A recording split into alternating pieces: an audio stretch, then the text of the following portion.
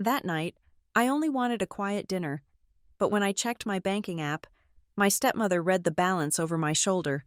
She screamed $9 million before slamming my head against the refrigerator door, while my father stood frozen in silence.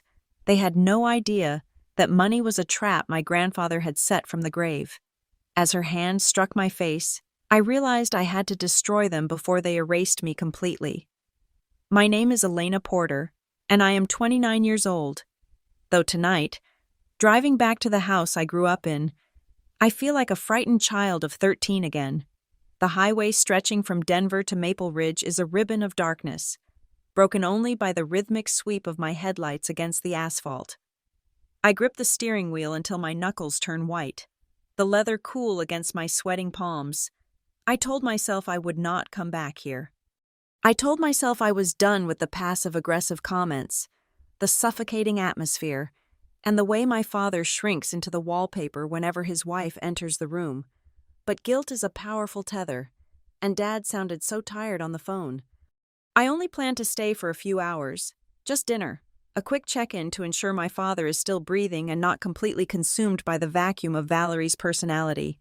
And then I will drive back to my sanctuary, my small, quiet apartment in the city where nobody judges the thread count of my sheets or the balance in my savings account. I have work tomorrow. I have a life. I am an adult. I repeat these things like a mantra as I pull into the driveway of the two-story colonial that used to be warm and inviting, but now stands imposing and critical under the street lamps. The dinner is exactly as I feared. We sit in the dining room, a space Valerie redecorated 3 times in the last 5 years, currently styled in cold grays and stark whites that make the food look unappetizing. Valerie sits at the head of the table, a position my grandfather used to hold, and picks at her salad with the precision of a surgeon. She is wearing a silk blouse that costs more than my monthly rent, her hair coiffed into a helmet of blonde perfection. "So, Elena," Valerie starts, not looking at me but staring at a spot on the wall behind my head. "Still working at that little agency? What do you call it? Digital analysis?" "Content analysis," I correct her, keeping my voice steady. "And yes, I was actually promoted last month." "Promoted," she echoes, the word dripping with condescension. She finally turns her gaze to me, her eyes scanning my outfit, a simple button-down and slacks, with evident disapproval. "Well, I suppose that is good for you, though at your age, most women are focusing on building a home, not just a career. You live alone. You have no husband, no children. Do you not worry that you are becoming a bit of a gnarled branch, dry and brittle?" I feel the heat rise in my cheeks. I am happy. Valerie, I support myself. I have friends. "Friends do not visit you in the nursing home, Elena," she snaps, taking a sip of her wine.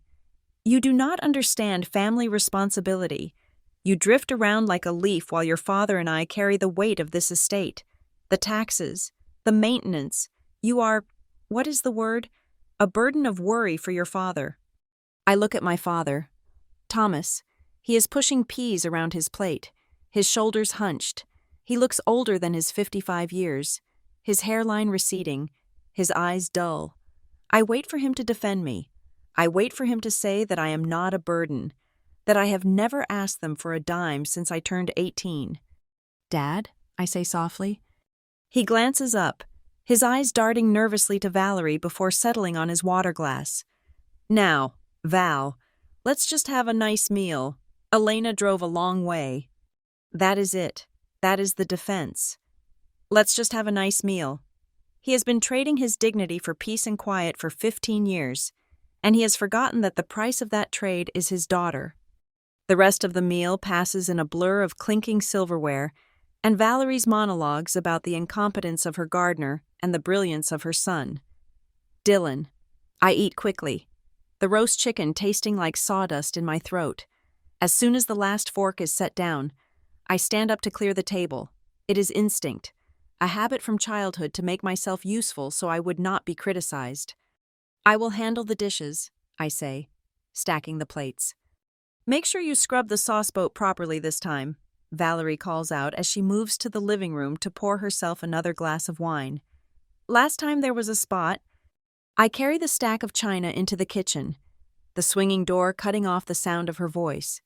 The kitchen is quiet, humming with the low vibration of the refrigerator. I set the plates in the sink and lean against the counter, exhaling a breath I feel like I have been holding since I crossed the county line. My phone is sitting on the kitchen island, plugged into the charger where I left it when I arrived. The screen lights up with a notification. It is an email alert from my bank. Incoming wire transfer completed. My heart gives a strange little skip. I'm not expecting money. My paycheck does not clear until Friday, and my tax return came 2 months ago. It must be a mistake, or perhaps a refund for something. I pick up the phone, my thumb hovering over the banking app icon. I just want to check it quickly, verify the error, and then finish the dishes so I can leave. I tap the icon. The little loading circle spins for a second, which feels like an eternity in the silent kitchen. The screen refreshes. I blink. I blink again, certain that the lighting in the room is playing tricks on my eyes. I bring the phone closer to my face. The balance is usually a modest number, enough to cover my rent and bills with a small cushion for emergencies. Today, the string of digits is so long it barely fits on the display line. $9 million. I stare at it. I read it again. 9, 000, 000. Below it, the transaction detail reads, Harold Porter Trust, final disbursement. The floor seems to tilt beneath my feet. Grandpa Harold, he died 3 months ago. The reading of the will had been a humiliating affair where Valerie gloated over every piece of furniture she acquired, and I was left with nothing but a few old books and memories. I thought everything had been settled. I thought the trust had been drained or locked away in assets I could never touch. $9 million. It is not just money, it is freedom. It is a way out. It is Grandpa Harold reaching from the grave and handing me a sledgehammer to break the chains Valerie has wrapped around this family. Tears prick my eyes, hot and sudden. He did not forget me. He saw everything. What is that? The voice is a screech right in my ear. I jump, my heart hammering against my ribs. But I am not fast enough. I have not locked the screen.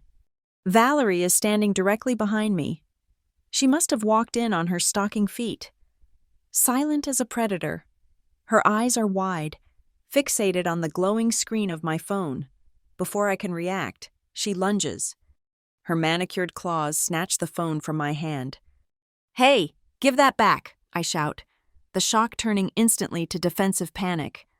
Valerie ignores me. She holds the phone up, reading the screen, her face contorting into a mask of absolute disbelief that quickly morphs into a terrifying shade of red. Thomas, she screams, her voice cracking. Thomas, get in here, now! My father rushes in from the living room, looking terrified. What? What happened? Is someone hurt? Look at this. Valerie shoves the phone into his face, her hand shaking with rage. Look at what your daughter has done. $9 million. $9 million. My father squints at the screen, confusion washing over his features. What? What account is that? It is the trust. Valerie turns on me, and for the first time, I see genuine hatred in her eyes. Not just dislike, not just annoyance, but pure, unadulterated malice. You stole it, you little thief! You stole from us! I didn't steal anything, I yell back, my voice shaking. It's from Grandpa. It says Harold Porter Trust. Liar, Valerie screams. She steps forward, invading my personal space, her perfume overpowering and nauseating. Harold did not leave you that kind of money. He knew you were irresponsible. You must have tricked him. You seduced that old man into signing something when his mind was going, didn't you? You manipulated him behind our backs. He was my grandfather, I scream, the accusation making my stomach churn. I didn't manipulate anyone. Give me my phone. I reach for it, but Valerie pulls it away and shoves me hard. I stumble back, my hip slamming into the granite countertop. Pain shoots down my leg. You are not walking out of here with that money, Valerie hisses. She looks deranged, her hair coming loose from its perfect style. That money belongs to this family, to Dylan, to Thomas, not to a selfish, ungrateful brat who abandoned us. Valerie, wait, my father stammers, looking between the phone and me. Let me see. Maybe it is a mistake. Shut up, Thomas, she snaps at him without looking away from me. She is trying to rob us blind. $9 million. Do you know what we could do with that? And she thinks she can just steal it? She lunges at me again, grabbing a handful of my hair. I scream as she yanks my head back. The pain is sharp and blinding. Valerie, stop, I cry out, clawing at her wrist. She is stronger than she looks. She drags me sideways and slams my body against the stainless steel refrigerator. The impact knocks the wind out of me. My head bounces off the metal door with a sickening thud. Stars explode in my vision. Give me the password, she screams, shaking me by the shoulders. She holds the phone up to my face, but it has locked itself. Unlock it. Transfer it back. Now. No, I gasp, trying to push her away. You're crazy. Unlock it. She slaps me. It is a hard, open-handed blow across the cheek that snaps my head to the side. My ear starts ringing. I look at my father. He is standing 3 feet away, his hands hovering uselessly in the air. He looks horrified, but he is not moving. He is not stepping in. Dad, I plead, my voice breaking. Help me. He looks at me, then looks at Valerie's enraged face, and he looks down. He looks down at the floor. That silence cuts deeper than the slap. In that split second, I realize the truth. He is not just weak. He is complicit. He will let her kill me if it means he does not have to confront her. Mom, what are you doing? The voice comes from the doorway. It is Dylan. My 17-year-old half-brother is standing there, wearing his gaming headphones around his neck, his face pale. He looks from his mother's distorted face to me, pinned against the fridge with a red mark blooming on my cheek. Go back upstairs, Dylan, Valerie barks, not letting go of my arm. Her grip is bruising. You're hurting her, Dylan whispers, his voice trembling. She stole $9 million from us, Valerie shrieks, justifying her violence with her greed. She is a thief.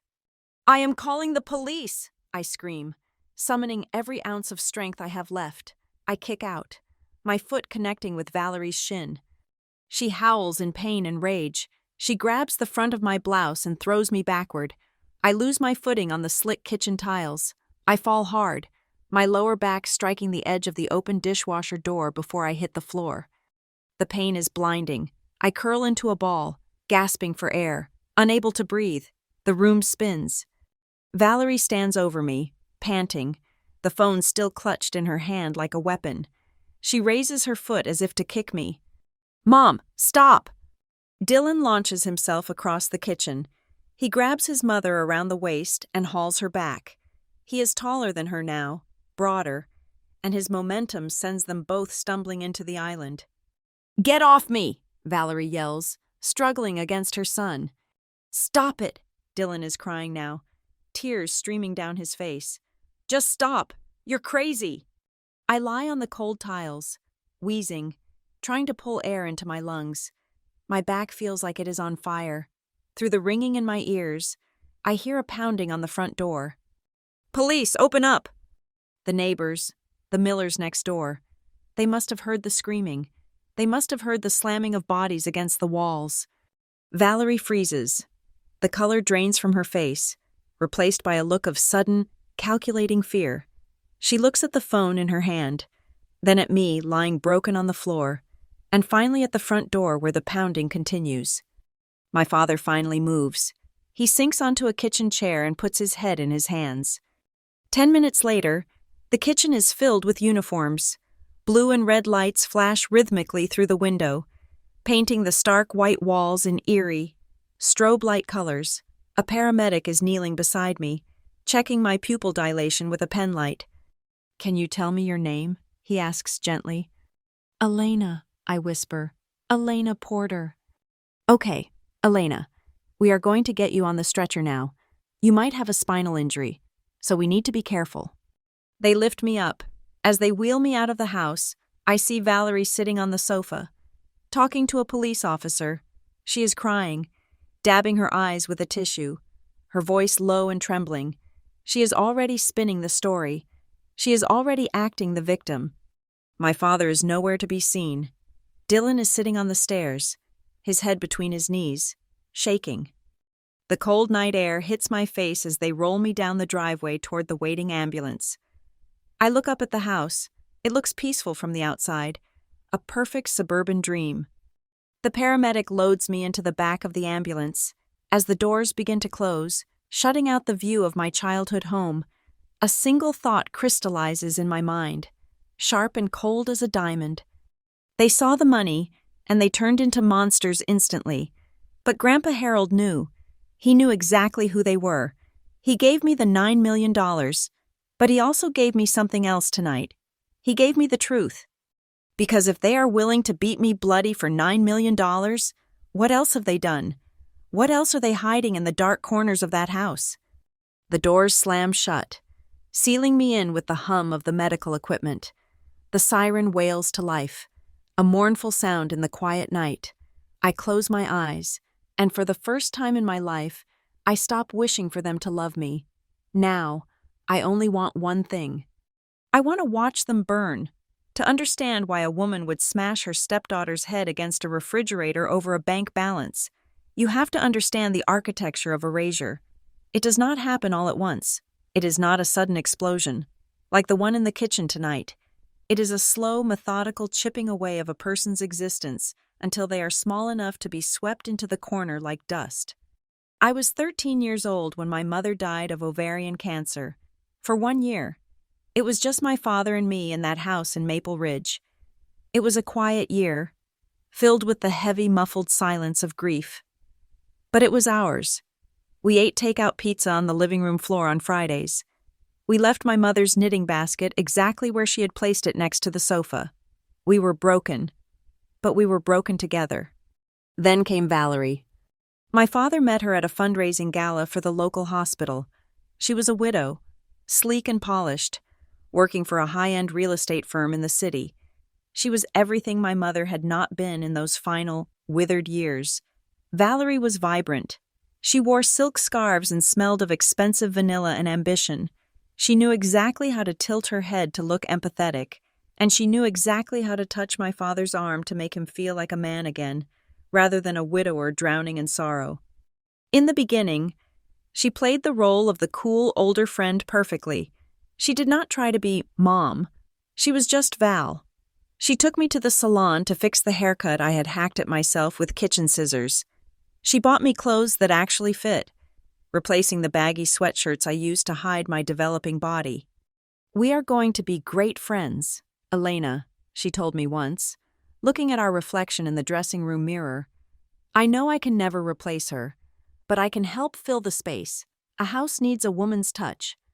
I believed her. I was 14, desperate for female guidance, and hungry for my father to smile again.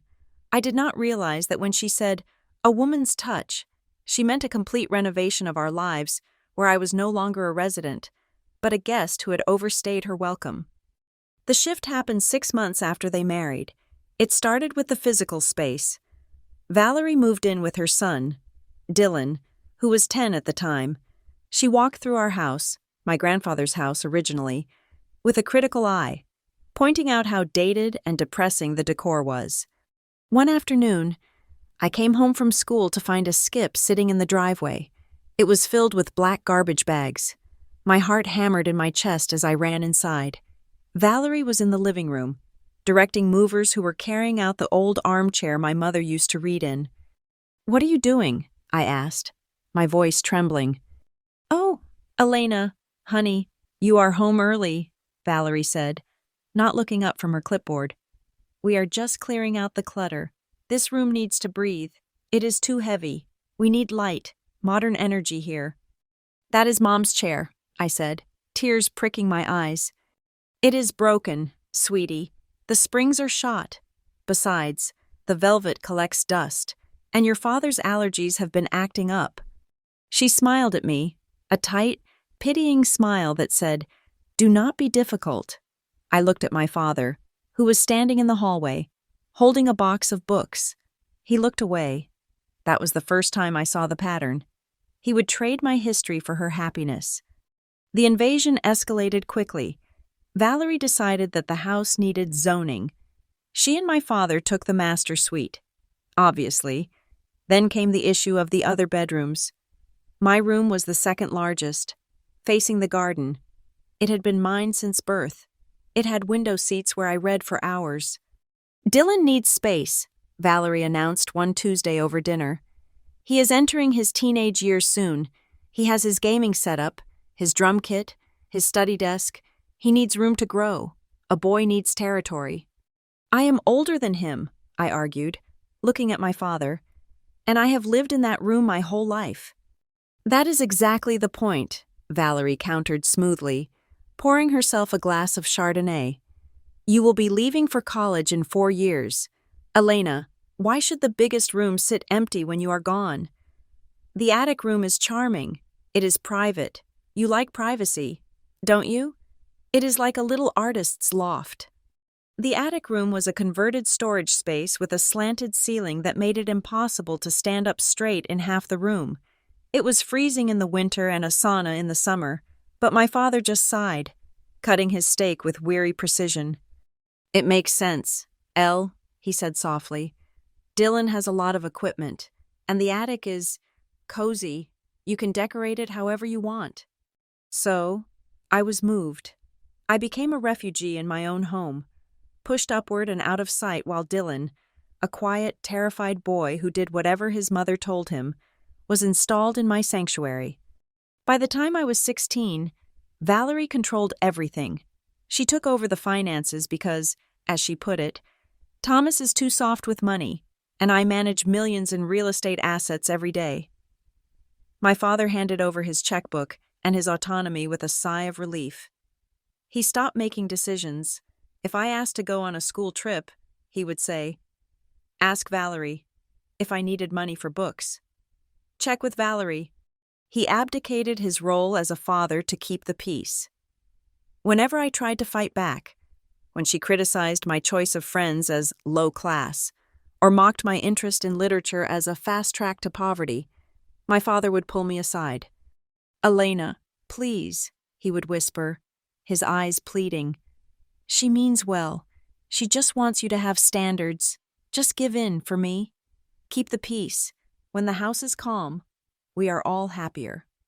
But we were not happier. We were just quieter. I learned to make myself small. I stayed at the library until closing time.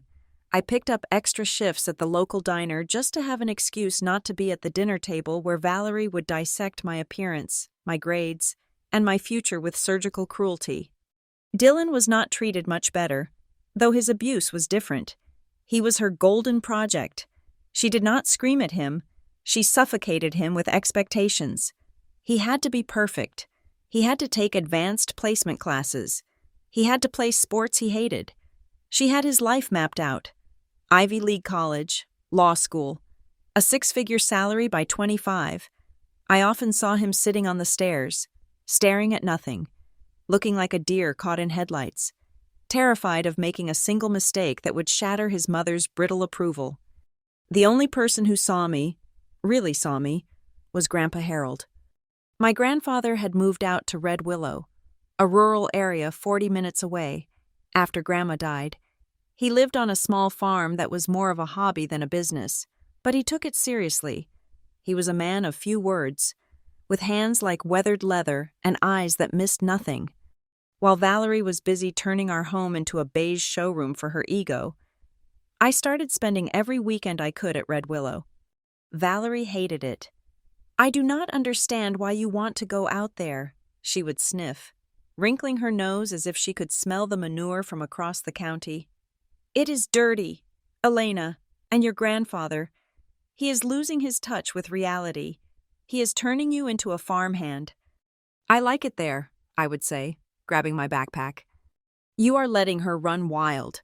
Thomas," she would tell my father, "that old man is a bad influence. He is filling her head with nonsense." But my father, for all his weakness, could not forbid me from seeing his own father. So I went. Red Willow was my salvation. The air there smelled of damp earth and diesel. Not vanilla and judgment. Grandpa Harold did not care about my grades or my clothes. He cared about whether I could drive the tractor in a straight line and whether I knew how to mend a broken wire fence. I remember one afternoon vividly. I was 17. We were sitting on the porch, drinking iced tea after spending 3 hours clearing brush from the creek line. My hands were scratched, my boots were caked in mud, and I had never felt more at peace. Grandpa Harold was smoking his pipe, looking out over the fields that were turning gold in the late afternoon sun. "Valerie is remodeling the kitchen again," I said, breaking the silence. "She says the granite she picked 2 years ago is out. She wants me to apologize to her for not washing the windows properly last week." Grandpa grunted. He did not look at me, but I saw his jaw tighten.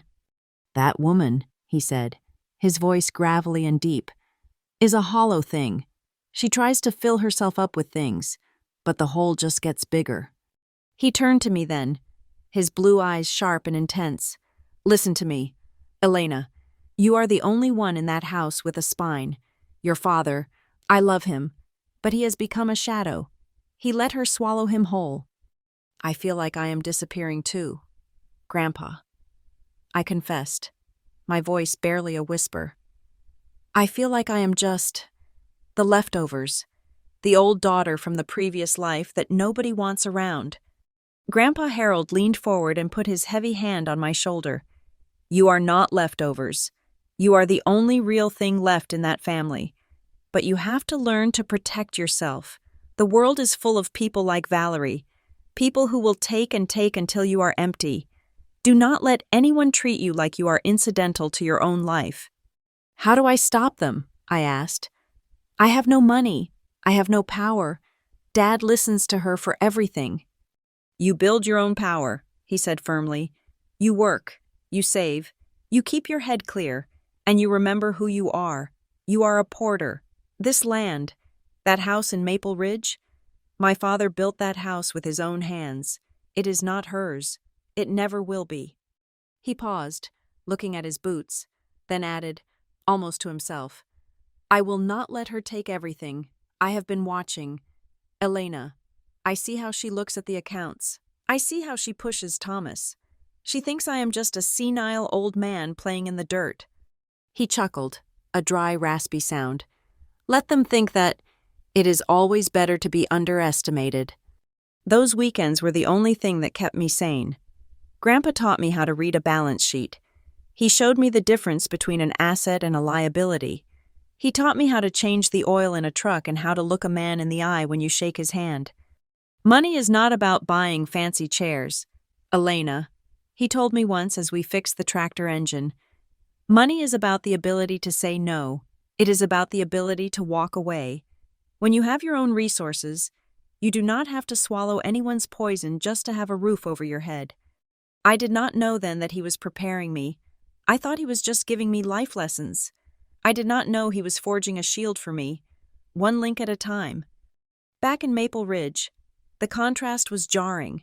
I would return on Sunday evenings, sunburnt and smelling of the outdoors, to find Valerie waiting with a list of chores I had missed and a commentary on my unladylike appearance. "Look at your fingernails," she would say with disgust. "You look like a laborer. Is this what you want for your life? To dig in the dirt?" "It is honest work, Valerie," I would snap back. "Don't take that tone with me," she would hiss. "After everything I do for this family, I cook, I clean, I manage the investments so you can have a roof over your head. And this is the thanks I get? Thomas, speak to your daughter." And Thomas, my father, would lower his newspaper and say the words that became the soundtrack of my youth. "Elena, just apologize, please, for me." So I would apologize. I would bite my tongue until it bled. I would retreat to my attic room, sweating in the summer heat, and I would look at the photo of my mother I kept hidden in a drawer. I would think about Grandpa Harold's words. "Don't let anyone treat you like you are incidental." I realized then that I was alone in that house. My father had chosen his comfort over my well-being. Dylan was too paralyzed by his own chains to help me with mine. Valerie was the enemy occupying the territory. If I was going to survive, if I was going to escape the slow erasure of Elena Porter, I would have to do it myself. I had to be smart, I had to be patient, and I had to hold on to the one person who believed I was worth more than the space I took up. But I never suspected that Grandpa Harold was playing a much longer game than I could have ever imagined. I never suspected that while I was learning to drive a tractor, he was quietly, methodically, arranging the pieces on a chessboard that Valerie did not even know existed. He saw the wolf in the house long before I admitted she had teeth, and he was making sure that when the time came, the lamb would have a weapon. The drive to Red Willow became my pilgrimage. Every other Friday, after finishing my shift at Lighthouse Radius in Denver, I would pack a bag and drive the 2 hours north, leaving the suffocating smog of the city and the emotional minefield of Maple Ridge far behind. My grandfather's farm was not a working operation anymore. Not really. The cattle were long gone, sold off a decade ago, and the fields were leased out to neighbors who grew alfalfa and corn. But the house remained, a sturdy, white-clapboard survivor that smelled of cedar wood, old tobacco, and lemon oil. It was here, in the dusty quiet of his study, that Grandpa Harold began to show me the skeleton of his life and the terrifying weight of what he had built. I remember one Saturday in particular. It was late autumn, the air crisp and smelling of wood smoke. I was 25 then, just getting my footing in the corporate world. I found Grandpa sitting at his massive oak desk, surrounded by stacks of yellowing paper and manila folders. He waved me over, his hand trembling slightly with age, but his grip on his fountain pen as firm as ever. "Pull up a chair, Elena," he said, his voice raspy. "It is time you understood the geography of this family, the real geography, not the nonsense Valerie talks about at her dinner parties." I sat down, expecting him to show me old photo albums, or perhaps deeds to the few acres he still lived on. Instead, he pushed a stack of documents toward me. They were sale contracts, dozens of them. "People think I am just an old farmer who got lucky with land prices," he said, tapping the papers with a thick finger. "Valerie thinks I am sitting on a pile of dirt that is worth a few $100,000 at best. She sees the peeling paint on the barn and assumes the bank account matches the siding." I picked up the top document. It was a record of sale for a commercial complex in the next county over, dated 5 years prior. The number at the bottom made my eyes widen. "Grandpa," I whispered, "you owned the shopping center in Greeley?" "I owned the land under it," he corrected me, a mischievous glint in his eyes. "And the water rights. I sold it when the market peaked. Then I moved the capital. I did the same with the herd. I did the same with the rental properties in Denver." He stood up, walked over to a gray metal filing cabinet in the corner, and unlocked it with a small brass key he kept on his belt loop. The drawer slid open with a heavy metallic groan. Inside, neatly organized in hanging files, were statements. I liquidated the heavy assets. Elena, cows die, buildings crumble, tenants sue. I did not want to leave a burden. I wanted to leave power. He pulled out a file and laid it open. I moved everything into diversified funds, bonds, and high-yield accounts. The wealth is not small. It is substantial. I felt a strange discomfort settling in my stomach. We never talked about money in our family. Not really. In my father's house, money was a weapon Valerie used to bludgeon us into submission. It was something she had and we needed. To see it here, stripped of emotion and laid out in cold, hard arithmetic, felt dangerous. "Why are you showing me this?" I asked, pushing the file away slightly. "I do not want your money, Grandpa. I just come here to see you." "I know," he said softly, his expression softening. "That is exactly why I'm showing you, because you are the only one who has never asked." He sat back down and looked at me with an intensity that made me want to squirm. "Money is not evil, Elena. It is just a tool, like a tractor. You can use a tractor to plant a field, or you can use it to run someone over. In the right hands, money is options. It is the ability to say no. When you have it, you do not have to swallow your pride. You do not have to endure humiliation just to keep a roof over your head. He turned his computer monitor toward me. It was an old, clunky machine, but he had a secure browser window open to the login page of Frontier Valley Bank. "I want you to learn this system," he said. "I am getting old. My eyes are not what they used to be. I need someone I trust to help me audit the statements, not to spend it, just to watch it." For the next 3 hours, he walked me through the interface. He showed me how to track the incoming dividends, how to read the wire transfer codes, and how to spot irregularities. It was a masterclass in forensic accounting, taught by a man who had built an empire from dust. As we worked, he started asking me about my life in Denver. He did not ask the superficial questions my father did. He dug deeper. "How is the job at Lighthouse Radius?" he asked, watching me type in a password. "It is good," I said. "Stressful. The clients are demanding, and the hours are long, but I like the analysis work." "And the pay?" "It is enough," I said. "I make $55,000 a year. It is not a fortune, but I can pay my rent." "And your student loans?" "I have paid off about 30% of them," I said proudly. "I send an extra $200 every month toward the principal. I should be clear in 5 years if I stick to the budget." Grandpa nodded, leaning back in his chair. A look of profound satisfaction settled over his face. "You are doing it. You are standing on your own 2 feet. You do not owe anyone. You do not rely on Thomas for your car insurance. You do not rely on Valerie for your grocery money." "I would rather starve," I said darkly. "Good." He slammed his hand on the desk, startling me. "That is what I needed to see. You have the instinct. You value your independence more than your comfort." He looked at the screen again, where a balance, a significantly smaller one than the $9 million I would see later, but still impressive, flickered. "This is just the operating capital," he murmured, almost to himself. "The rest, well, the rest is structured differently." "The rest?" I asked.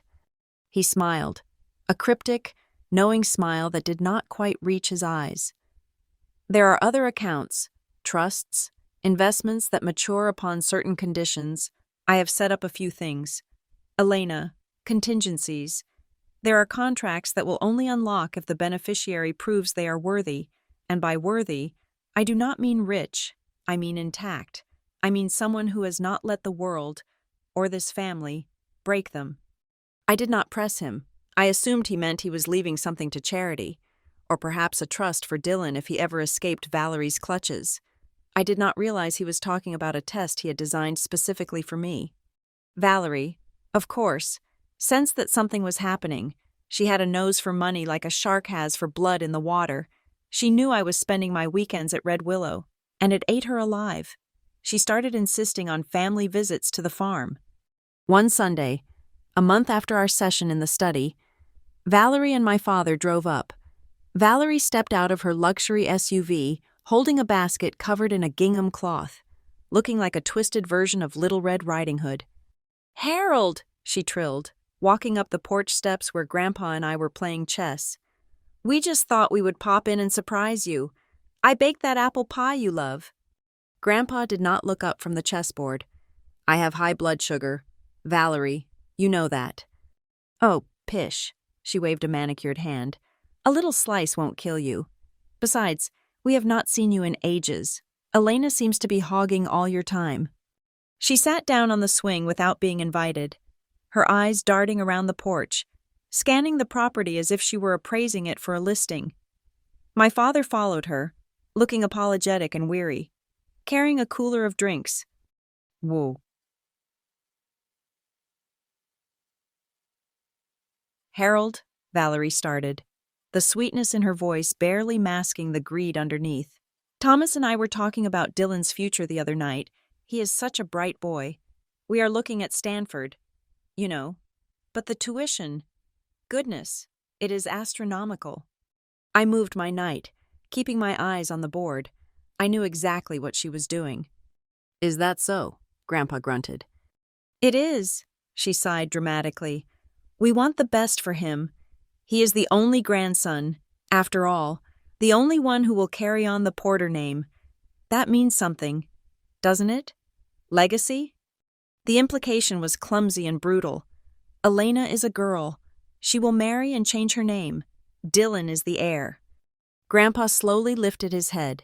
He looked at Valerie, then at my father, who was busy examining a crack in the floorboards to avoid eye contact. Legacy, Grandpa said, tasting the word like it was sour milk. Legacy is not about a name, Valerie. It is about character. I would rather my name die out than be carried on by a coward or a thief. The silence on the porch was absolute. Valerie's smile froze, shattering at the edges. She let out a shrill, nervous laugh. Oh, Harold, you have such a dark sense of humor. Always joking. She spent the rest of the afternoon trying to pivot the conversation back to the rising value of rural land and how difficult it must be for an old man to manage such a big portfolio alone.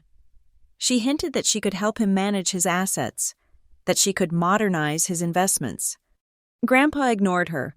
He spoke only to me and occasionally to my father about the weather. When they finally left, the sun was setting, casting long, bruised shadows across the fields. I stood next to Grandpa on the porch, watching their taillights disappear down the dirt road. She is terrifying, I said quietly. She is hungry, Grandpa corrected me, and a hungry animal is dangerous. She thinks I am a senile old fool who is sitting on a gold mine she can dig up the moment I stop breathing. He turned to me, his face grave. Listen to me, Elena. There are people in this world who only see numbers. They do not see people. To Valerie, you are not a daughter. You are an obstacle. You are a line item in a budget she wants to balance in her favor. I will not let her decide your future. He reached into his pocket and pulled out a small, silver key. It was not the key to the filing cabinet. This one was modern, square-headed, with a serial number stamped on the side. Take this, he said, pressing it into my palm. His hand was warm and dry. What is it? It is for a safety deposit box at the main branch of Frontier Valley Bank in Denver, he said. Do not lose it, and do not tell anyone you have it, not your father, especially not Valerie. Grandpa, what is in the box? Insurance, he said. If there ever comes a day when you feel like you are backed into a corner, if there comes a day when they try to strip you of everything and leave you with nothing, remember this key. He closed my fingers over the metal. But listen to me closely. Do not use it to run away. Do not use it to hide. Use it to stand straight. Use it to fight back. I looked at the key, feeling a sudden chill that had nothing to do with the autumn air. You are talking like you are not going to be here. I am 80 years old. Elena, I am practical, he said. I have set the board, but you are the one who has to play the game. I put the key in the zipper compartment of my wallet, behind my driver's license and my library card. I nodded, trying to swallow the lump in my throat. I promise, I said. Good, he said, turning back to look at the darkening fields. Now, go inside and make some tea. That woman's perfume has given me a headache. I went inside, leaving him on the porch. I did not know it then, but that key was the first tangible weight of the $9 million. I tucked it away and went back to my life in Denver. Back to my spreadsheets and my content analysis, letting the key be forgotten in the clutter of my daily existence. I pushed away the fear of his mortality. I told myself he would live forever. I had no idea that he had already wound the clock. I had no idea that he had already signed the papers that would turn my life into a battlefield. All I knew was that I had a key, and I had a grandfather who loved me. And in the shadows of Maple Ridge, Valerie was waiting, counting the days, convinced that she had already won. 2 years later, the silence I had been dreading finally fell over Red Willow. It happened on a Tuesday evening. I remember the day with the clarity of a scar. I had called Grandpa Harold on my drive home from work, just as I did every other day.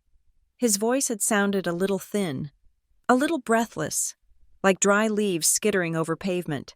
We talked about the fence in the north pasture that needed mending and about a book on historical agriculture he had found in the attic. I will see you on Saturday, I told him.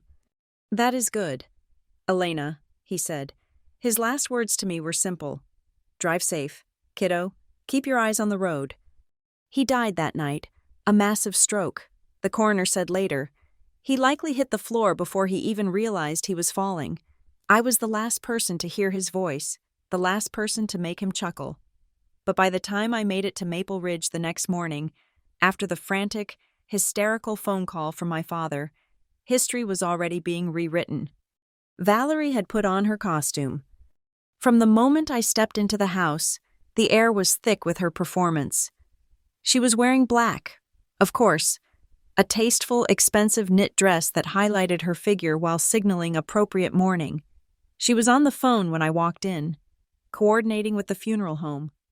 Her voice pitched to a perfect, trembling register of grief. I went to hug my father, who was sitting at the kitchen table, looking gray and diminished.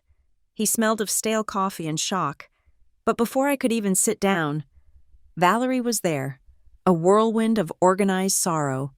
"Elena, thank God you are here," she said, touching my arm with a hand that felt as cold as marble. "We have so much to do. The casket selection is at 2. I need you to pick up the dry cleaning for your father, and Dylan needs a ride to his piano lesson. We have to keep things normal for him." I stared at her, my grandfather, the man who raised my father, the man who was my only anchor in this world, was lying in a morgue, and she was sending me to run errands like a personal assistant. "I want to go see him," I said, my voice thick. "There is no time for that now." She sighed. Looking at her watch, "The viewing is on Friday. You can see him then. Right now, we need to focus on the arrangements. He deserves a dignified send-off. I won't have people saying the Porters did not know how to bury their patriarch." She took over the death just as she had taken over the house. She chose the flowers, lilies, which Grandpa hated because they smelled like funeral parlors even when they were fresh. She chose the music. She chose the casket, a mahogany beast with brass handles that looked like something a senator would be buried in, not a farmer who loved pine and cedar. At the funeral, I felt like a ghost. I stood by the grave, numb and hollow, watching Valerie weep into a lace handkerchief. She clung to my father's arm, looking for all the world like the pillar of strength holding up a broken family. "She was so good to him," I heard Mrs. Gable whisper to another neighbor behind me. "Look at her. She is devastated. She took such good care of that difficult old man." I wanted to scream.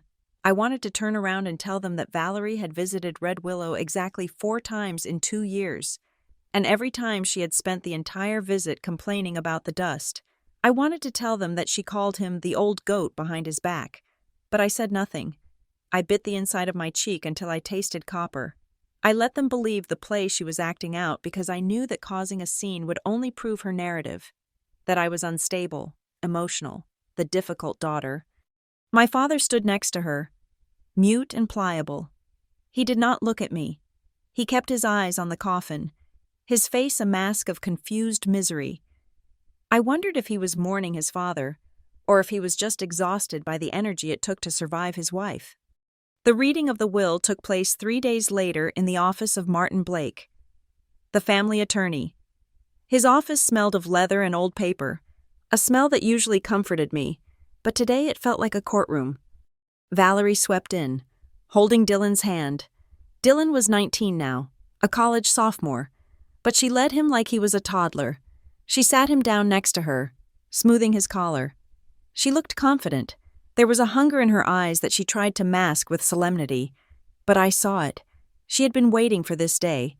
She had calculated the acreage, the livestock sales, the stock portfolio. She was ready to cash out. I sat in the corner chair, as far away from them as possible. Martin Blake, a man with wire-rimmed glasses and a poker face that could rival a sphinx, cleared his throat. He opened the heavy folder in front of him. He began with the standard disbursements, the charitable donations to the local 4-H club and the library, then the property. To my son, Thomas Porter. Martin read, "I leave the property known as Red Willow Farm, including the house, the barn, and the surrounding 40 acres. I also leave the sum of $200,000 in cash to assist with the maintenance and taxes of said property." Valerie stiffened. I saw her lips purse. 200,000 was a lot of money, but it was not the millions she knew Grandpa had. It was maintenance money. It was not change your life money. "And the rest?" she asked, her voice sharp. She cut herself off, clearing her throat. "I mean, are there other assets?" Harold mentioned he had diversified. Martin looked at her over the rim of his glasses. He did not like her. I could see it in the way he slowly turned the page. "The remainder of the estate," Martin continued, his voice steady, "has been consolidated into the Harold Porter Trust." Valerie sat up straighter. She squeezed Thomas's hand. "Here it comes." Her body language screamed, "The jackpot." "The Harold Porter Trust," Martin read, "is to be managed by Frontier Valley Bank. The distribution of this trust is governed by a private annex to this will. It designates a single beneficiary." A single beneficiary. The room went deadly silent. Valerie turned to look at Dylan, a smile beginning to form on her lips. She was sure it was him, the male heir, the golden boy. "However," Martin went on, cutting her celebration short, "the funds in this trust are currently frozen. They are subject to specific conditions regarding the lifestyle and financial independence of the beneficiary. The identity of the beneficiary and the nature of the funds will remain sealed until such time as the trustee, Frontier Valley Bank, determines the conditions have been met." Valerie's mouth fell open. "Sealed?" she demanded, her voice losing its mournful tremor. "What do you mean, sealed? Who is the beneficiary? Is it Thomas? Is it Dylan?" "It is not you, Mrs. Porter," Martin said dryly, "and it is not Thomas. The trust is specific. It is a conditional inheritance." Valerie looked at me. Her eyes narrowed into slits. She looked back at Martin. "This is ridiculous," she hissed. He was slipping at the end. We all know that. He probably forgot to sign the papers correctly. We are the next of kin. Thomas is his only son. We have a right to know how much is in that trust and who it belongs to. The document is ironclad. "Valerie," my father said softly. It was the first time he had spoken. He looked at Martin. Does it say who it is for?" "It does," Martin said, "but I cannot read that part aloud today. The beneficiary has been notified via a separate channel by the bank. If the conditions are met, the funds will be released. If not, the trust dissolves into a donation to the State Agricultural Fund in 10 years. Valerie let out a scoff of disbelief. She leaned close to my father, whispering loudly enough for the whole room to hear. "He is playing games," she hissed, "even from the grave. He probably left a pittance for Elena to buy books or something, and he is making a mystery out of it to annoy us. The bulk of it must be gone, or he hid it." She looked at me then, a look of dismissive pity. "Well," she said, straightening her jacket, "if Elena has to jump through hoops for a few $1,000s, that is her business. At least we have the farm, and the cash." I sat there, my heart hammering against my ribs. I remembered the key in my wallet. I remembered the weekends looking at spreadsheets.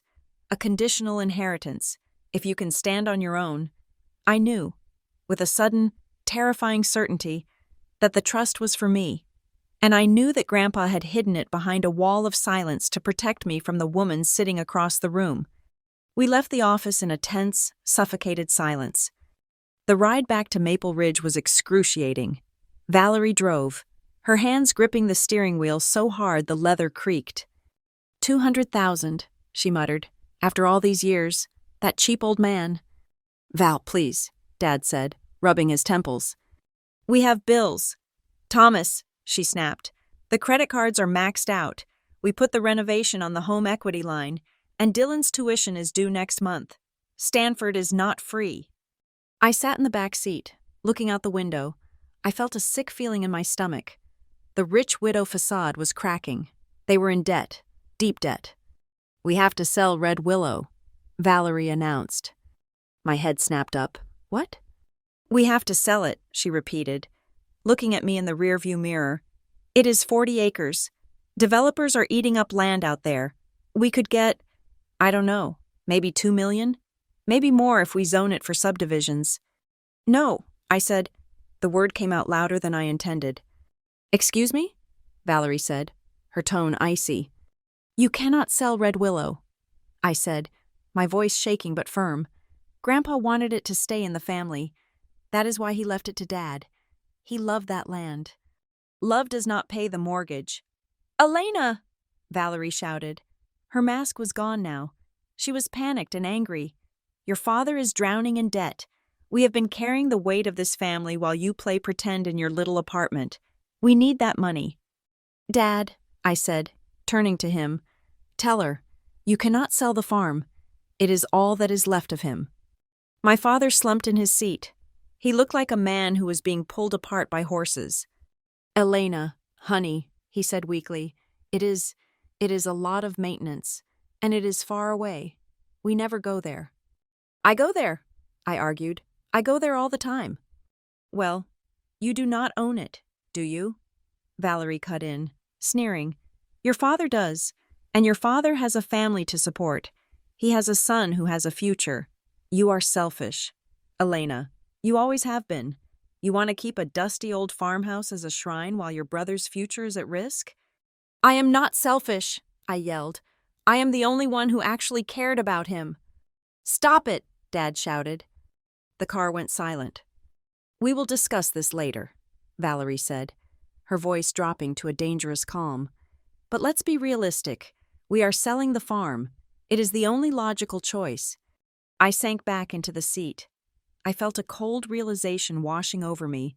They were going to erase him. They were going to take the only place where I had ever felt safe.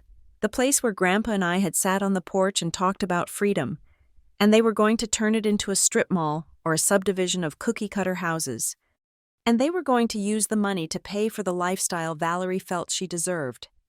I touched my purse, feeling the outline of the safety deposit key through the leather. I remembered Grandpa's words, "Don't let them break you." Something was wrong. The desperation in Valerie's voice was too high for just tuition and credit card bills. She was scared. She was hunting for cash with a frantic energy that did not match the comfortable socialite image she projected. As we pulled into the driveway of the Maple Ridge house, I looked at the back of my father's head. He was already gone. He had surrendered. He would sign whatever papers she put in front of him. I got out of the car without saying a word. I knew I had to get back to Denver. I had to go to the bank. I had to find out what was in that box. But as I watched Valerie march into the house, barking orders at Dylan to carry her bag, I felt a new kind of fear. She was not going to stop at the farm. If she found out about the trust, if she found out that there was a pot of gold she couldn't touch, she wouldn't just be angry. She would be dangerous. I was walking into a war, and I was the only one who knew the battlefield. But as I looked at the dark windows of my childhood home, I wondered if I had enough armor to survive what was coming. Grandpa had left me a shield. Yes, but he had left me in a cage with a tiger. 3 weeks after the funeral, the email arrived. It sat in my inbox like a coiled snake, buried between a newsletter from a clothing brand and a reminder about my dental appointment. The subject line was innocuous enough. Paperwork for Red Willow, estate updates. It was sent from Valerie's personal account, but CC'd to my father. I opened it, my stomach tightening by reflex. Elena, I hope you are settling back into work. Your father and I have been wading through the mountain of bureaucracy your grandfather left behind. It is a nightmare, honestly. The tax implications for the farm are complicated, and we are trying to restructure some things to protect the estate from the inheritance tax hit. We need your signature on a few forms to consolidate the management of the trust and the property. It is just standard procedural stuff to help your dad manage the cash flow. Please come down this Saturday so we can get this sorted. We can do a quick lunch. Love, Val. Standard procedural stuff. I stared at the screen. My grandfather's voice echoed in my head. Raspy and sharp as a saw blade. They only see numbers. Elena. I did not want to go. Every time I drove back to Maple Ridge, I felt like I was stepping into a pressure chamber, but I knew I could not ignore this. if they were moving to sell Red Willow, or if they were trying to maneuver around the mysterious trust Martin Blake had mentioned. I needed to know exactly what they were doing. I drove down on Saturday morning. The sky was a bruised purple, threatening rain, matching my mood perfectly. When I pulled into the driveway, I saw a for sale sign on the lawn of the neighbors across the street, and for a second, I wished my father would do the same. Just sell the house, move away, escape her. But I knew he never would.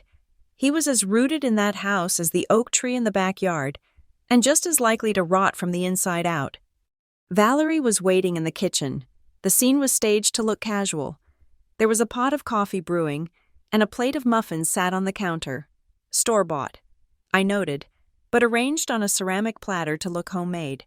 My father was sitting at the table, looking more exhausted than I had ever seen him. His skin had a gray, papery quality, and his hands shook slightly as he held his mug. "Elena, you made good time," Valerie chirped, coming over to give me a stiff, air-kiss hug. She smelled of hairspray and desperation. "Coffee? You look tired. Working too hard?" "I am fine," I said, stepping out of her embrace. "Let's just look at the papers. Val, I have to be back in Denver by 4. "Always rushing," she tutted, shaking her head at my father. "She has no time for family. Thomas, just like Harold." She gestured to the table. A stack of documents sat there, thick as a phone book. "Sit down," she said, her voice shifting from socialite sweet to business brisk. "I have tabbed the places you need to sign. It is mostly regarding the transfer of the utility bills for Red Willow, some liability waivers for the insurance on the barn, and a blanket authorization for Thomas to handle the tax filings for the estate." I sat down. My father gave me a weak smile. "Thanks for coming, Elle," he said softly. It is a lot of paperwork. I do not know how Dad managed it all." "He managed it by reading everything," I said. I pulled the stack toward me. Valerie was already holding a pen out, clicking the top repeatedly. Click, click, click. "Just start at the top," she said. "I put the sticky notes right where you need to sign. We can knock this out in 10 minutes. I ignored her hand and the pen. I flipped open the first document. It was indeed a utility transfer form for the county water district. Harmless. I signed it. The next one was an insurance rider. Fine. Then I turned the page to a document that was stapled separately. It was thicker than the others, printed on heavy bond paper. The title at the top was not about taxes or utilities. Durable General Power of Attorney and Assignment of Future Interests. I stopped. I felt the air in the room change. Or maybe it was just my blood running cold. I began to read the text. It was dense, filled with legal jargon about granting full authority and acting on behalf of the principal in all financial matters. But it was paragraph 4 that made my heart stop. The principal hereby grants the agent full authority to manage, disperse, transfer, or liquidate any and all assets, present or future, including but not limited to inheritances, trust distributions, and beneficiary payments derived from the estate of Harold Porter. I looked up. Valerie was watching me, her eyes hard and unblinking. My father was staring at his coffee mug. "What is this?" I asked. "Oh, that," Valerie said dismissively, waving a hand. "That is just the tax efficiency vehicle Martin's associate suggested. Since the trust is frozen and complicated, this just allows your father to sign on your behalf when the bank needs administrative updates. That way, we do not have to drag you down here every time a form needs filing. It saves you the drive." "This is a power of attorney," I said, my voice rising. It gives Dad control over any inheritance I might get." "It is for administrative purposes only," Valerie insisted, her voice sharpening. "Don't be paranoid. Elena, the bank in Denver is difficult. They won't talk to us about the estate taxes unless we show we are a united front. If you don't sign that, the IRS could take 40% of whatever is in there." 40%? I looked at my father. "Is that true, Dad?" He looked up, startled. Well, Valerie says the accountant told her." "Valerie says," I repeated. I looked back at the document, granting full authority to transfer or liquidate. I remembered the study in Red Willow, the smell of lemon oil, Grandpa's finger tapping the desk. Don't sign anything you have not read to the last dot. I am not signing this today, I said, closing the folder. Valerie dropped the pen. It hit the table with a sharp clatter. Excuse me? She said. I am not signing it, I repeated, pushing the stack away. I need to read it properly. I need to understand what assignment of future interests means. I am going to take this home and look it over. You cannot take it, Valerie snapped. Those are the originals. Then I will take pictures, I said. I pulled my phone out of my purse. Elena, stop it! Valerie slammed her hand down on the table, making the coffee cups jump. You are being ridiculous. We are your family. Do you really think we are trying to trick you? Your father is sitting right here. Look at him. She pointed at Thomas like he was a prop in her play. Your father is drowning. Elena, she shouted. He has high blood pressure. He is not sleeping. The creditors are calling about the funeral costs, about the farm maintenance. We are trying to save what is left of your grandfather's mess, and you are acting like we are the enemy. Just sign the damn paper so we can save the estate money. Guilt. It washed over me, hot and sticky. I looked at my father. He did look terrible. He looked like a man who was being crushed by a giant, invisible hand. Dad, I said, ignoring Valerie, have you read this? Specifically this document? He looked at me, his eyes wet and pleading. He opened his mouth, then closed it. He looked at Valerie, who was vibrating with rage, and then he looked back at his coffee. Val handles the paperwork. Elle, he whispered. She knows about real estate. She knows about these things. That is not what I asked, I said. Did you read it? He did not answer. He just picked up his muffin and crumbled it into dust on his plate. That was my answer. I am taking photos, I said, standing up, and I will let you know next week. If you walk out of here with those, Valerie hissed, stepping between me and the door, don't expect us to be there when you need help. You are cutting yourself off. Elena, you are showing us exactly who you are. Selfish, cold, just like your mother. The mention of my mother was a tactical error. It did not make me weak. It made me furious. My mother, I said, stepping around her, would have read the document. I snapped photos of every page, my hands shaking slightly but my focus absolute. Valerie stood by the stove, her arms crossed, vibrating with a silent, nuclear anger. My father did not look up as I walked out the door. I drove back to Denver in silence. The image of that document burned into my retinas. I did not go home. I went straight to the apartment of a friend from work. Sarah, whose cousin was a contract lawyer. Sarah had given me her number months ago. Her name is Rachel Moore, Sarah had said. She is a shark, but she is a good shark. She eats the bad sharks. I met Rachel 2 days later at a coffee shop downtown. She was a woman in her 40s with sharp bobbed hair and eyes that looked like they could cut glass. She bought me a black coffee and spent 20 minutes reading the images on my phone, zooming in and scrolling without saying a word. Finally, she set the phone down and looked at me. Elena, she said, her voice calm and deadly serious. If you had signed this, you would have effectively disinherited yourself. I felt the air leave my lungs. Explain it to me. It is not just a power of attorney, Rachel said, tapping the screen. It is a durable POA coupled with an assignment of interest. See this clause here?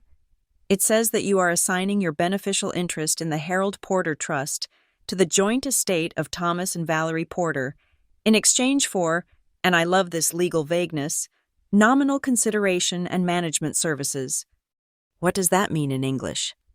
It means, Rachel said, leaning forward, that the moment you sign this, they step into your shoes, they become the beneficiaries, they can drain the trust, transfer the assets to their own accounts, and use it to pay off their debts. And because you signed it voluntarily, you would have no legal recourse to sue them later. You would be handing them the keys to the vault and holding the door open while they robbed you. They said it was for taxes, I whispered. It has nothing to do with taxes, Rachel said. The trust pays its own taxes. That is how trusts work. This is a theft license, plain and simple. She sat back, crossing her arms. Your stepmother is not just greedy. Elena, she is smart. This is a predatory document. It is designed to look boring so you won't read it. She was counting on you trusting your father. My father didn't even read it, I said, the bitterness coating my tongue. That makes him dangerous, Rachel said. A weak man in the hands of a greedy woman is the most dangerous thing in the world because he will let her hold the knife while he covers his eyes. So what do I do? First, you do not sign it, Rachel said. Obviously. Second, we document this. I want you to save every email, every text. Write down a summary of the meeting you just had. Date it, sign it. We are building a file. A file for what? For the war, Rachel said grimly. Because now that you have refused, she is going to escalate. She knows there is money in that trust. She might not know how much, but she knows it is enough to be worth drafting this garbage. She is not going to stop just because you said no. I went home that night and stared at my ceiling. I felt a profound sense of loss. I had known Valerie was difficult. I had known she was selfish. But I had not let myself believe she was criminal. And my father. The realization that he was willing to sacrifice my future to pay for his wife's mistakes was a grief sharper than his death would have been. The Cold War began the next morning. I sent a brief professional email to Valerie and my father. Regarding the documents, I have reviewed them with counsel. I am not comfortable signing a power of attorney at this time. I will handle any requirements for the Harold Porter Trust directly with the bank as the named beneficiary. Please do not forward any further legal documents regarding this matter. The response was silence. For 3 days, my phone was dead quiet. Then, the social isolation began. It started with a text from my Aunt Linda, my father's sister, who lived in Ohio. Elena, just heard from Val. I am so disappointed. Your father is grieving and trying to keep the family afloat, and you are making legal threats? I thought you were raised better. Then came the cousin I hadn't spoken to in years. Hey, heard you're trying to sue your dad for the farm money? That is low. Elena, really low. Valerie was spinning the narrative. She was painting me as the aggressor, the greedy daughter who was kicking her father while he was down. She was isolating me, cutting off my support network, trying to shame me into compliance. I did not reply to any of them. I blocked the numbers. I sat in my apartment, feeling the walls close in, feeling the phantom weight of the key in my wallet. And back in Maple Ridge, Dylan was watching. I did not know it then, but my 19-year-old brother was living in the crossfire. He was home for the summer break, trapped in that house with them. He heard the phone calls Valerie made to the relatives. He saw the way she threw her wine glass into the sink when she got my email. He saw our father sitting at the kitchen table, head in his hands, muttering, I just want it to stop. I just want peace. And he heard Valerie's response, a hiss of venom that carried through the vents to his room upstairs. There is no peace until we get that money. Thomas, that little bitch is sitting on a fortune that belongs to us, to Dylan. She is stealing his future. Do you want your son to start his life in debt because his sister is a hoarder? Dylan knew I wasn't a hoarder. He knew I drove a 7-year-old Honda and shopped at discount stores. He started to wonder about the math. He started to wonder why his mother, who drove a Mercedes and wore diamond studs, was so desperate for money that she was screaming about survival. He was dependent on her for his tuition. He was terrified of her rage. So he stayed silent. But for the first time, his silence wasn't born of loyalty. It was born of fear. And in the dark of his room, he started paying attention to the mail that came to the house, looking for the truth that his mother was trying so hard to bury. The lines were drawn. Valerie had fired the first shot with the contract. I had fired back with my refusal. Now, we were just waiting for the bomb to go off. And I had no idea that the bomb was ticking down in the form of a scheduled wire transfer that was exactly 3 months away. The email from Frontier Valley Bank arrived on a Tuesday morning. exactly 3 months after the day Grandpa Harold was buried. It was marked urgent, the subject line reading simply, "Identity verification required. Harold Porter Trust. Disbursement protocol." I was sitting at my desk at Lighthouse Radius, staring at a spreadsheet of engagement metrics that refused to make sense. My heart gave a strange, hollow thud against my ribs. 3 months. Grandpa had mentioned a timeline once, hadn't he? "Some doors only open when the dust settles," he had said. I took an early lunch and drove to the main branch in downtown Denver. It was a fortress of glass and steel, a world away from the dusty study in Red Willow where Grandpa and I had reviewed crop yields. I was ushered into a private conference room on the 30th floor, a space that smelled of filtered air and expensive leather. A man in a charcoal suit entered.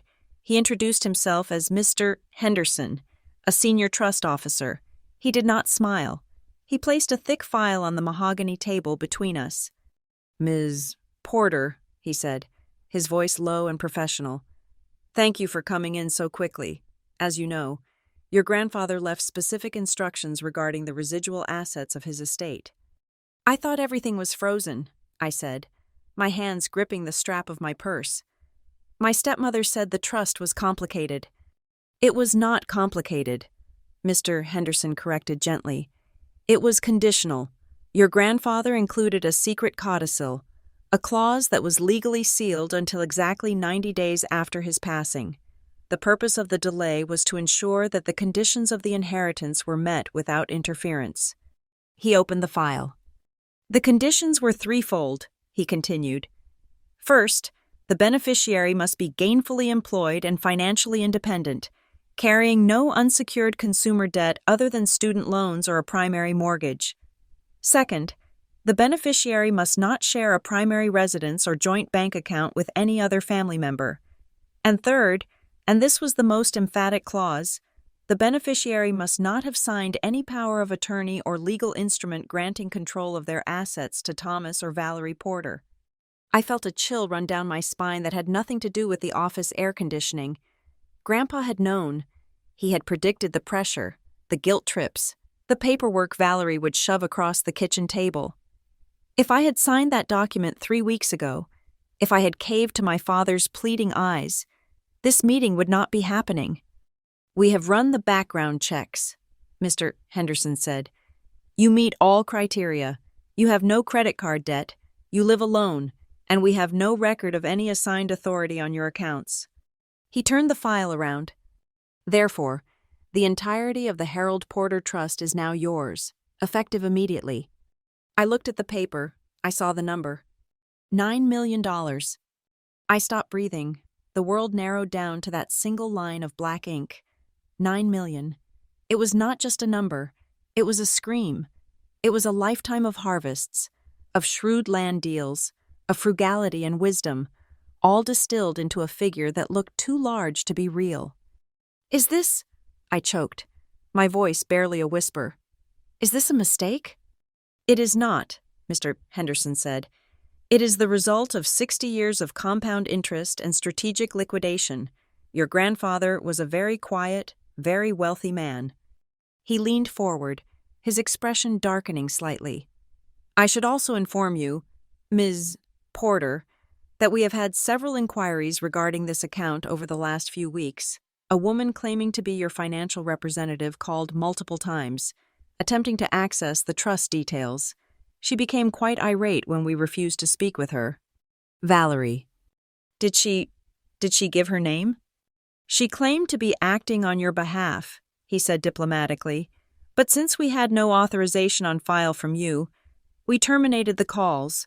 However, given the aggression of the attempts, we recommend you secure these funds immediately. We have already transferred the balance to a private high-yield account in your name, accessible only via biometric verification on your mobile app." I walked out of the bank in a daze. The sun was shining on the Denver streets. People were rushing to lunch. Cars were honking. But I felt like I was walking on the bottom of the ocean. $9 million. Grandpa had not just left me money. He had left me a test. He had wanted to make sure that before I got the power to save myself, I had the strength to stand alone. If I had been weak, if I had let Valerie bully me, if I had let Dad guilt me, I would have lost it all. I sat in my car for 20 minutes, just shaking. I wanted to call my dad. I wanted to scream. But fear, cold and sharp, sliced through the excitement. If Valerie knew, if she even suspected, that I had this kind of leverage, she would burn the world down to get it. I drove straight to Rachel Moore's office. I didn't trust myself to hold this secret alone. When I told her the number, Rachel, the shark, the cynic, sat back in her chair and let out a low whistle. "Okay," she said, rubbing her temples. "This changes the game. This is not just a family dispute anymore. Elena, this is a siege." "I cannot tell them," I said. "Valerie will kill me." "You are not going to tell them," Rachel commanded. "You are going to go home, lock your door, and live exactly as you have been living. Do not buy a new car. Do not quit your job. We need to secure the legal perimeter. If she finds out about this money before we have separated you completely from their influence, she will sue you for undue influence. She will claim you manipulated an old man. She will drag this through the courts for 10 years just to bleed you dry. She already tried to make me sign the power of attorney," I said. "And she failed," Rachel said. "But now she's going to be desperate. People like Valerie can smell money. Elena, she knows something is up. You need to be extremely careful." I went home and tried to be normal. I went to work. I ate instant noodles. I checked my banking app once a day, just to make sure the number was still there, staring at it for 10 seconds before closing it in a panic. Then, a week later, the call came. It was Valerie. Her voice was tight, clipped, stripped of all the fake warmth she usually plastered on. "Your father is in the hospital," she said. My stomach dropped. What happened?" "Blood pressure," she said. "He collapsed in the garden. The doctors say it is stress. His heart is working too hard." She let the silence hang there, heavy and accusatory. "Stress caused by you. Stress caused by debts you won't help pay." Is he okay?" "He is stable," she said. "We are bringing him home tonight, but I cannot do this alone. Elena, I am exhausted. Dylan is useless. He just hides in his room. You need to come home. You need to do your duty as a daughter." "I have work. Valerie," I said, my grip on the phone tightening. "Take a day off," she snapped. "Your father could have died. Are you really that cold? Is your little job more important than his life?" Guilt is a hook that never really leaves you, no matter how much armor you build.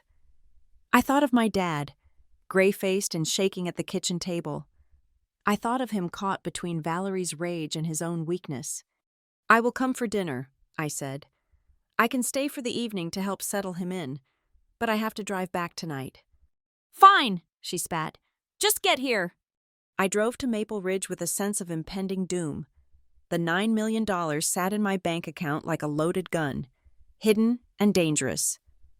I pulled into the driveway just as the sun was setting, casting long, blood-red shadows across the lawn. The house was quiet. My father was sitting in his recliner in the living room, looking small and fragile. He offered me a weak smile when I came in. "Hey, Elle," he wheezed. "Sorry about the scare." "It is okay, Dad," I said, sitting on the ottoman beside him. "How are you feeling?" "Tired," he said. "Just tired. She is worried. The bills are piling up." He looked at me, his eyes watery. "She says you wouldn't sign the papers." "I couldn't, Dad," I said gently. "It wasn't right." "We are in trouble, Elle," he whispered. "Real trouble. I do not know what we are going to do." I almost told him then. The words were right there on my tongue. I can help. I can pay it all off. I have $9 million. But then I looked toward the kitchen, where Valerie was banging pots and pans with unnecessary violence, and Grandpa's voice rang in my head. "Do not let them break you." If I told him, he would tell her. He would have to, and then it would be over. "We will figure it out," I said instead, squeezing his hand. Dinner was an exercise in torture. Valerie sat opposite me, her eyes drilling holes into my skull. She didn't speak to me. She spoke at me, making passive-aggressive comments to Dylan about family loyalty and ungrateful children. Some people, she said, stabbing a piece of roast beef, think the world revolves around them. They do not care who suffers so long as they are comfortable. I ate in silence, my food tasting like ash. I just wanted to get through the meal, help Dad to bed, and leave. When we finished, I stood up to clear the table. It was habit. It was the old routine. Make yourself useful so you do not get yelled at. I will get these, I said, stacking the plates. Valerie didn't answer. She poured herself another glass of wine, her fourth of the evening. Her face was flushed, her movements jerky. She looked like a wire pulled so tight it was about to snap. I carried the dishes into the kitchen. I put them in the sink and started to rinse them. The water was loud, drowning out the murmurs from the living room. My phone was on the counter, charging. I had plugged it in when I arrived because the GPS had drained the battery.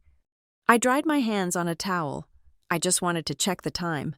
I wanted to see how much longer I had to stay before I could politely escape. I tapped the screen. I had forgotten to close the app. I had checked it in the car, just before I walked in. A nervous tick to reassure myself that the safety net was still there. The screen lit up, bright, clear. Frontier Valley Bank.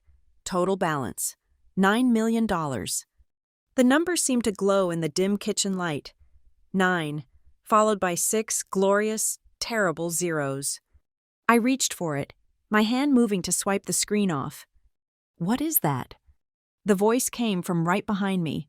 I hadn't heard her. The water was running. She must have been standing there, watching me, waiting for a mistake. Valerie. She was close enough that I could smell the wine on her breath. She was looking past my shoulder, her eyes locked on the phone screen. Time seemed to freeze. I saw the comprehension dawn on her face. I saw the confusion morph into shock, and then, terrifyingly, into a rage so pure it looked like madness. 9 million, she whispered. The words came out like a strangle. Then she screamed, $9 million! She lunged, her hand, manicured and hard, snatched the phone from the counter before I could grab it.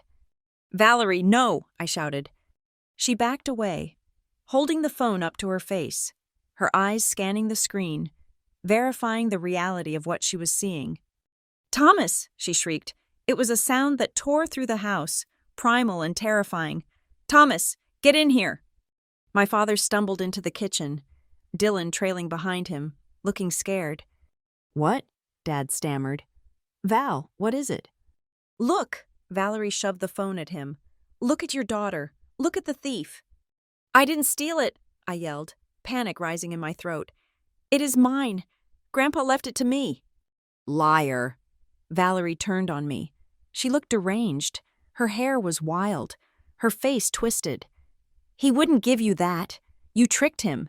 You made him sign something when his mind was gone. You stole our money. It is the trust, I screamed back. It is the trust you tried to steal with that power of attorney. That was the wrong thing to say. It confirmed everything. It confirmed that I knew. It confirmed that I had outsmarted her. Valerie threw the phone onto the counter. Miraculously, it didn't break, and came at me. You little bitch, she hissed.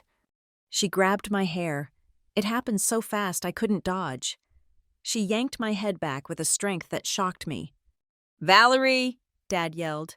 But he didn't move. He just stood there, his mouth opening and closing like a fish. She slammed me backward.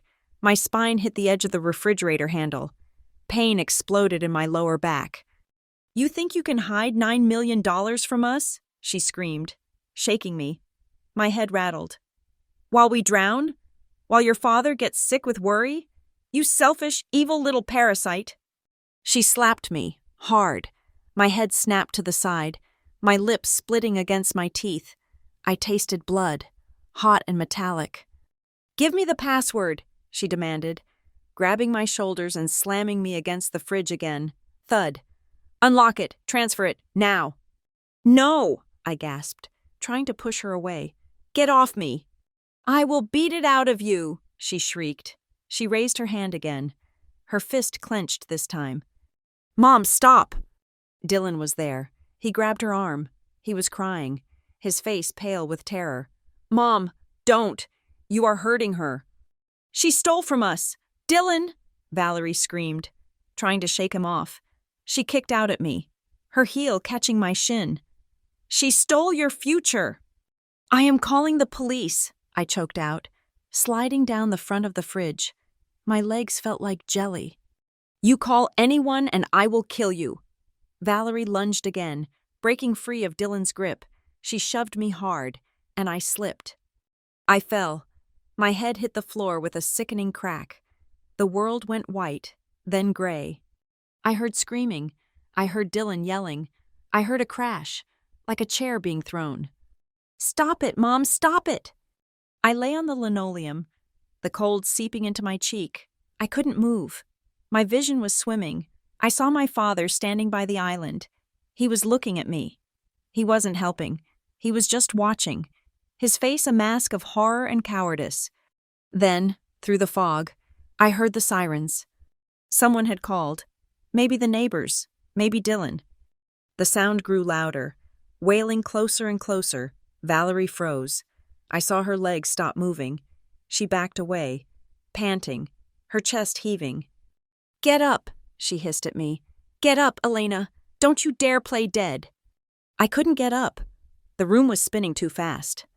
Minutes later, the kitchen was full of chaos. EMTs, police officers, the squawk of radios.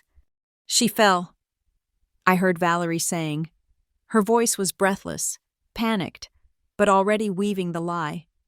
She slipped. We were arguing, and she slipped." I felt hands on me, gentle hands. "Ma'am, can you hear me?" I looked up. A paramedic was hovering over me. "She hit me," I whispered. It took every ounce of energy I had. "She saw the money. She hit me." They loaded me onto the stretcher. As they wheeled me out, I saw the phone still sitting on the counter. The screen had gone dark. The secret was out. I lay in the back of the ambulance, staring at the white metal ceiling as the vehicle rocked and swayed. The pain in my head was a throbbing drumbeat. My shoulder burned where she had wrenched it. But amidst the pain, a strange clarity settled over me. It was done. The Band-Aid had been ripped off. They knew. I thought about Grandpa Harold. I thought about the key. I thought about the conditions he had set. If you can stand on your own. I had stood on my own, and they had tried to knock me down. Valerie had crossed the line. She had touched me. She had drawn blood. And for $9 million, she had just sold her freedom. I closed my eyes as the siren wailed into the night. You wanted a war. Valerie, I thought, the darkness pulling at the edges of my mind. You just started one, and I have the ammunition.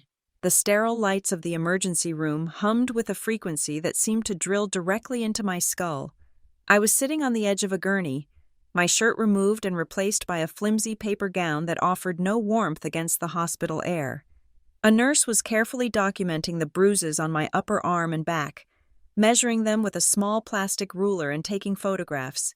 Every flash of the camera felt like a violation, but I knew it was necessary. I was no longer just a daughter. I was a plaintiff. Officer Miller, a man I recognized vaguely from high school football games years ago, stood at the foot of the bed with a notepad. He looked uncomfortable. In Maple Ridge, domestic disturbance calls usually involved alcohol and bad decisions, not inheritance disputes in wealthy subdivisions. "So, let me get this straight. Ms. Porter," Officer Miller said, his pen hovering over the paper. "You are saying your stepmother, Valerie Porter, attacked you because of a notification on your phone?" "She saw my bank balance," I said, my voice raspy. My throat hurt from screaming. "My grandfather left me a trust fund. It disbursed today. She saw the number, demanded the password, and when I refused, she slammed me into the refrigerator and then threw me to the floor." Officer Miller blinked. "And what was the number? The balance?" $9 million, I said. The pen stopped moving. Officer Miller looked up, his eyebrows shooting toward his hairline. He looked at me, then at the nurse, then back at his notes. 9 million, he repeated slowly. And she knew about this money beforehand? She suspected it, I said, but she did not know the amount until tonight. That is when she snapped. While I was giving my statement, the other side of the story was being fabricated a few miles away at the police station. I learned later from Rachel what Valerie had said. Sitting in the interview room, tears streaming down her face, Valerie had woven a masterpiece of victimhood. She claimed I had come home in a manic state, ranting about how I was going to buy the whole town, and when she tried to calm me down, I had thrown myself against the cabinets in a fit of hysteria. She claimed she had only grabbed my wrists to stop me from breaking her phone. She is unstable, Valerie had told them, sobbing into a tissue. She has always been jealous of our family's stability. I think she is having a breakdown. My father, Thomas, was brought in separately. I can picture him sitting there, wringing his hands, terrified of saying the wrong thing. When asked what happened, he crumbled. They were arguing, he reportedly said, staring at the table. There was shouting. I saw them grappling. I do not know who started it. It all happened so fast. He refused to say Valerie hit me. He refused to say I attacked her. He tried to walk the line of neutrality, unaware that in a situation like this, neutrality is just a coward's way of siding with the abuser. But they had forgotten about the third person in the room. Dylan. My 17-year-old half-brother was sitting in the lobby of the station, his leg bouncing nervously. When Officer Miller's partner approached him, Valerie tried to intervene from across the room, shouting that he was a minor and shouldn't be questioned without a lawyer. But Dylan stood up. I want to talk, he said, his voice cracking. Dylan told them the truth. He told them he was upstairs and heard the screaming. He told them he ran down and saw his mother pinning me against the fridge. He described, in shaking detail, how she slapped me across the face and how she shoved me hard enough that my feet went out from under me. Elena was begging her to stop, Dylan told the officer. My mom. She was screaming about the money. She said Elena was a thief. That statement was the crack in the dam. It transformed the incident from a he-said-she-said domestic squabble into a corroborated assault. I called Rachel Moore from the hospital bed. It was 2 a.m, but she picked up on the second ring. Tell me you are safe, was the first thing she said. I am at the hospital, I said, fighting back a fresh wave of tears. Shoulder contusions, mild concussion, a split lip. The police are here. Do not say anything else to the police until I am on the line, Rachel commanded, the sleep vanishing from her voice instantly. Put me on speaker. For the next hour, Rachel managed the situation from Denver. She insisted that the officers take a full report, not just for simple assault, but for attempted extortion. This was not a fight over dirty dishes, Rachel argued, her voice tinny but fierce through the phone speaker. This was a violent attempt to coerce a financial transfer. That is a felony. I want that noted in the report. She was demanding passwords while she was assaulting the victim. The police were hesitant at first. They wanted to write it up as a family dispute, a misdemeanor. But Rachel was relentless. She cited the specific statutes regarding coerced financial access and elder abuse laws, arguing that Valerie's pattern of behavior regarding the estate proved premeditation. By the time I was discharged, the sun was coming up. I did not go back to my father's house. I checked into a motel on the edge of town, one with a deadbolt and no connection to the porter name. The next day, the investigation shifted gears. Rachel drove down from Denver, looking like a warrior in a tailored suit. She met me at the motel, and we went to the police station together. The police chief, a man named Anderson, looked weary. Ms. Porter, we have a conflicting narrative here. Your stepmother is claiming self-defense. Your father is non-committal. Your brother backs your story, but he is a minor and under significant emotional duress. It is a messy case. It is about to get a lot cleaner, Rachel said. She placed a flash drive on the desk. What is this? Chief Anderson asked. I had an investigator canvass the neighborhood this morning, Rachel said. Mrs. Gable, The neighbor directly to the west of the Porter residence has a high-definition doorbell camera. It activates on sound. My heart skipped a beat. Mrs. Gable, the nosy neighbor who knew everyone's business. For once, her curiosity was a blessing. Chief Anderson plugged the drive into his computer. He clicked on a file time-stamped from the previous night. The audio filled the small office.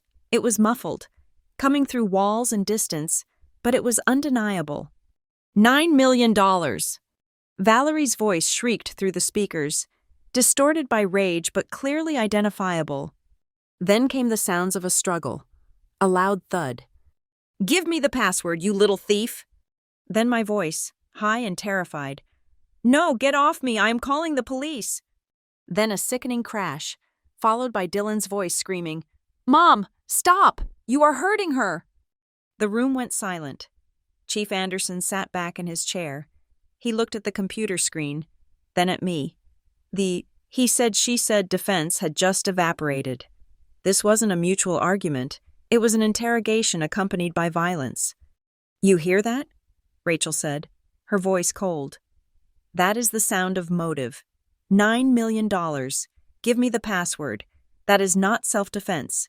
Chief, that is robbery." Valerie was arrested 2 hours later. She was charged with third-degree assault and menacing.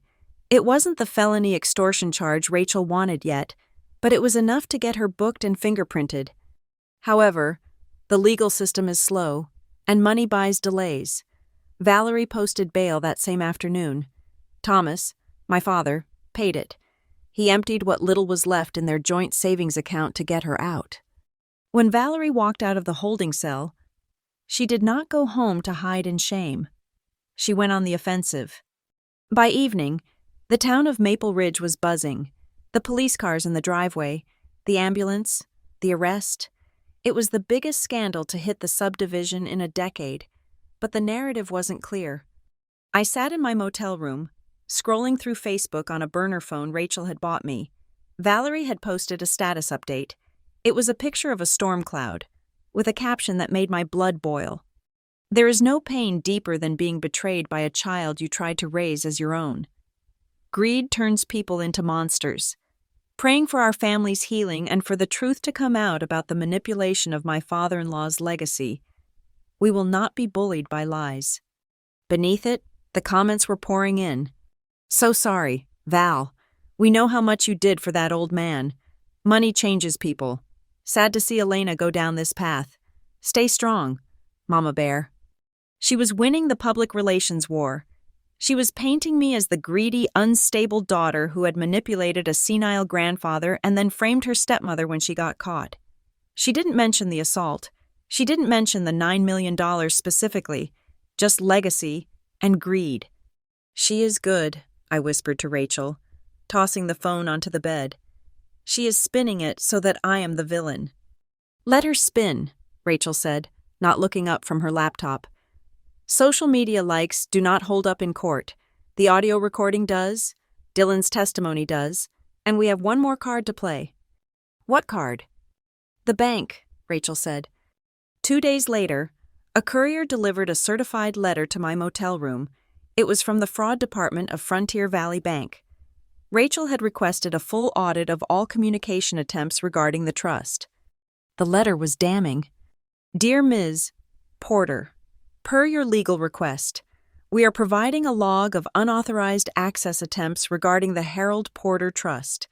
On May 12th, a female caller identifying herself as Mrs. Porter attempted to reset the PIN for the account using your Social Security number, which she read from a tax document.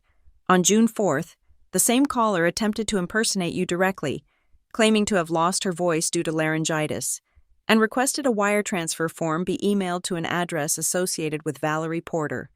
We have preserved the audio recordings of these calls for law enforcement review." I held the letter, my hands shaking. It wasn't just the night in the kitchen. She had been trying to rob me for months. She had been actively impersonating me, trying to break into the vault before I even knew I had the key. This was the proof we needed. This moved the needle from domestic violence to calculated financial fraud. But as I looked at the evidence piling up, the bruises on my shoulder, the recording of my screams, the log of her lies. I felt a heavy weight settling in my chest. My father had paid her bail. He knew. He had to know. He had heard the screams. He was living in the house where she was plotting this. And yet, he chose her. I stood at the window of the motel, looking out at the neon sign buzzing in the twilight. I had $9 million. I could fly anywhere. I could disappear. I could leave them to their misery and their debts.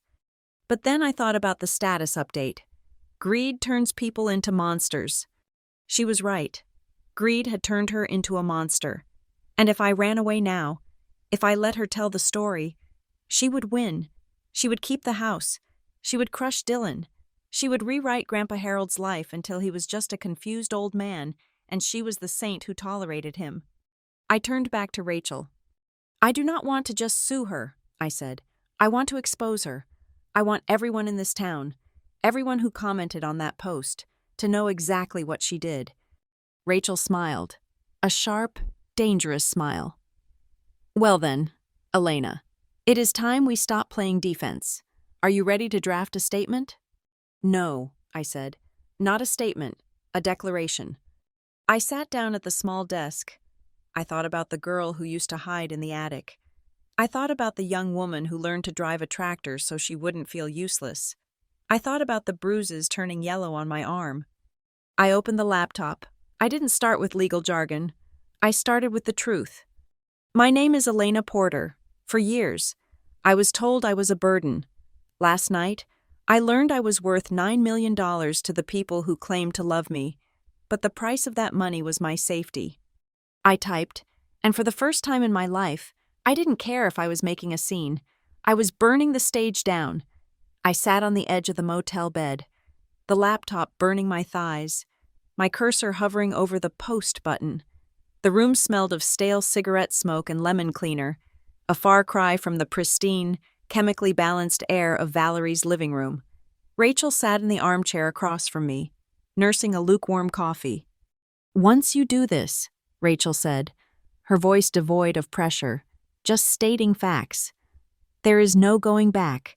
You are lighting the beacon. They will come for you with everything they have.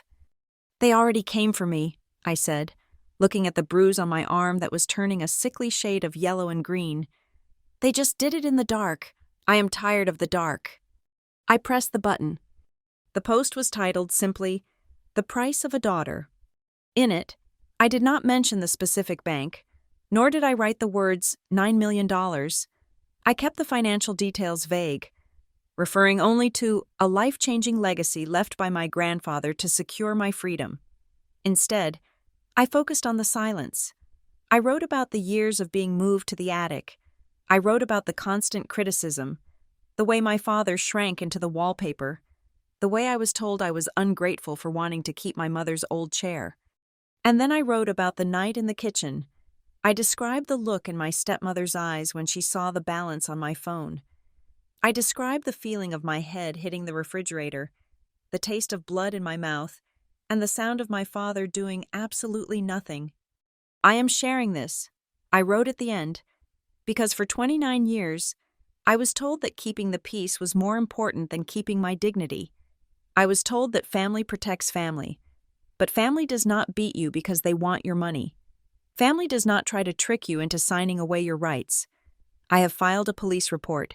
I have hired a lawyer, and I will not be silent anymore. I closed the laptop. Now we wait, I whispered. We did not have to wait long. The internet is a hungry beast, and it feeds on righteous indignation. Within 2 hours, the post had 500 shares. By the next morning, it had crossed 10,000. I woke up to a phone that was vibrating so constantly it felt like it was buzzing with anxiety. The comments were a tidal wave. I expected some support, maybe from friends, but what I got was a global outpouring of shared trauma. My stepdad did this to me when my mom died. One woman wrote, "He stole my college fund and called me selfish for asking about it. Stay strong." I signed the power of attorney. A man commented, "I lost everything. Do not sign, never sign." It rippled outward. A popular TikTok creator who focused on toxic family dynamics read my post in a video, breaking down the classic signs of financial abuse. A financial independence blogger on Twitter shared it with the caption, "This is why FU money is essential. This is why we save, so they cannot hurt us." I was no longer just Elena Porter, the old daughter from Maple Ridge. I was a symbol. Valerie reacted exactly as Rachel predicted. She panicked, and she lashed out. By noon that day, Valerie posted a long, rambling rebuttal on her own page. She tagged my father. She tagged half the church congregation. "It breaks a mother's heart," she wrote, "to see a child you raised turn around and slander you for internet fame." Elena has always been troubled. She demanded money from her grandfather's estate that was meant for the family's debts. We tried to help her manage her finances, and she attacked us. She is mentally unwell. Please pray for her soul. My father shared it. He added a single line, "We just want our daughter to get the help she needs." Seeing that broke something in me. He was not just a bystander anymore. He was an active participant in the lie. "They are trying to gaslight the entire internet," I said to Rachel, showing her the screen. "It won't work," Rachel said, checking her own phone. "Look at the neighborhood forum." I switched tabs to the Maple Ridge community group. It was usually a place for complaints about unmowed lawns and lost cats. Today, it was a war zone. Someone, I still suspect it was Mrs. Gable's teenage grandson, had uploaded the audio file from the doorbell camera. It was not the whole police file, just a 30-second clip. The internet heard Valerie's voice, shrill and demonic. $9 million! Give me the password! They heard the thud. They heard my scream. The comment section on Valerie's prayer post turned into a slaughterhouse. "That does not sound like a mother praying," one user wrote. "That sounds like a bank robber." "You said she attacked you?" another commented. "Why is she the one begging you to stop?" Valerie deleted her post an hour later, then she locked her profile. But screenshots live forever. The clip was already migrating to Twitter, to Reddit, to local news blogs. The narrative had flipped so hard and so fast that the whiplash must have been blinding. Then came the surprise. On a popular Reddit thread discussing the leaked audio, a new comment appeared. The username was generic, something like throwaway Maple 12, but the voice was unmistakable. I was there. The comment read, "I am the son. I stood on the stairs and watched my mother smash her head against the fridge. She didn't attack anyone. She was just trying to protect her phone. My mom went crazy when she saw the money. I have never been so scared in my life. She is telling the truth." The internet detectives moved fast. Within an hour, someone had linked the IP address or the writing style. I never understood the technical side of it. To Dylan's Steam gaming account. "Dylan," I whispered, reading the thread. "Oh God, Dylan, what did you do?" He had blown up his own life to save mine. The fallout was immediate. By the afternoon, Rachel received a call from the school district. Dylan's guidance counselor had seen the posts.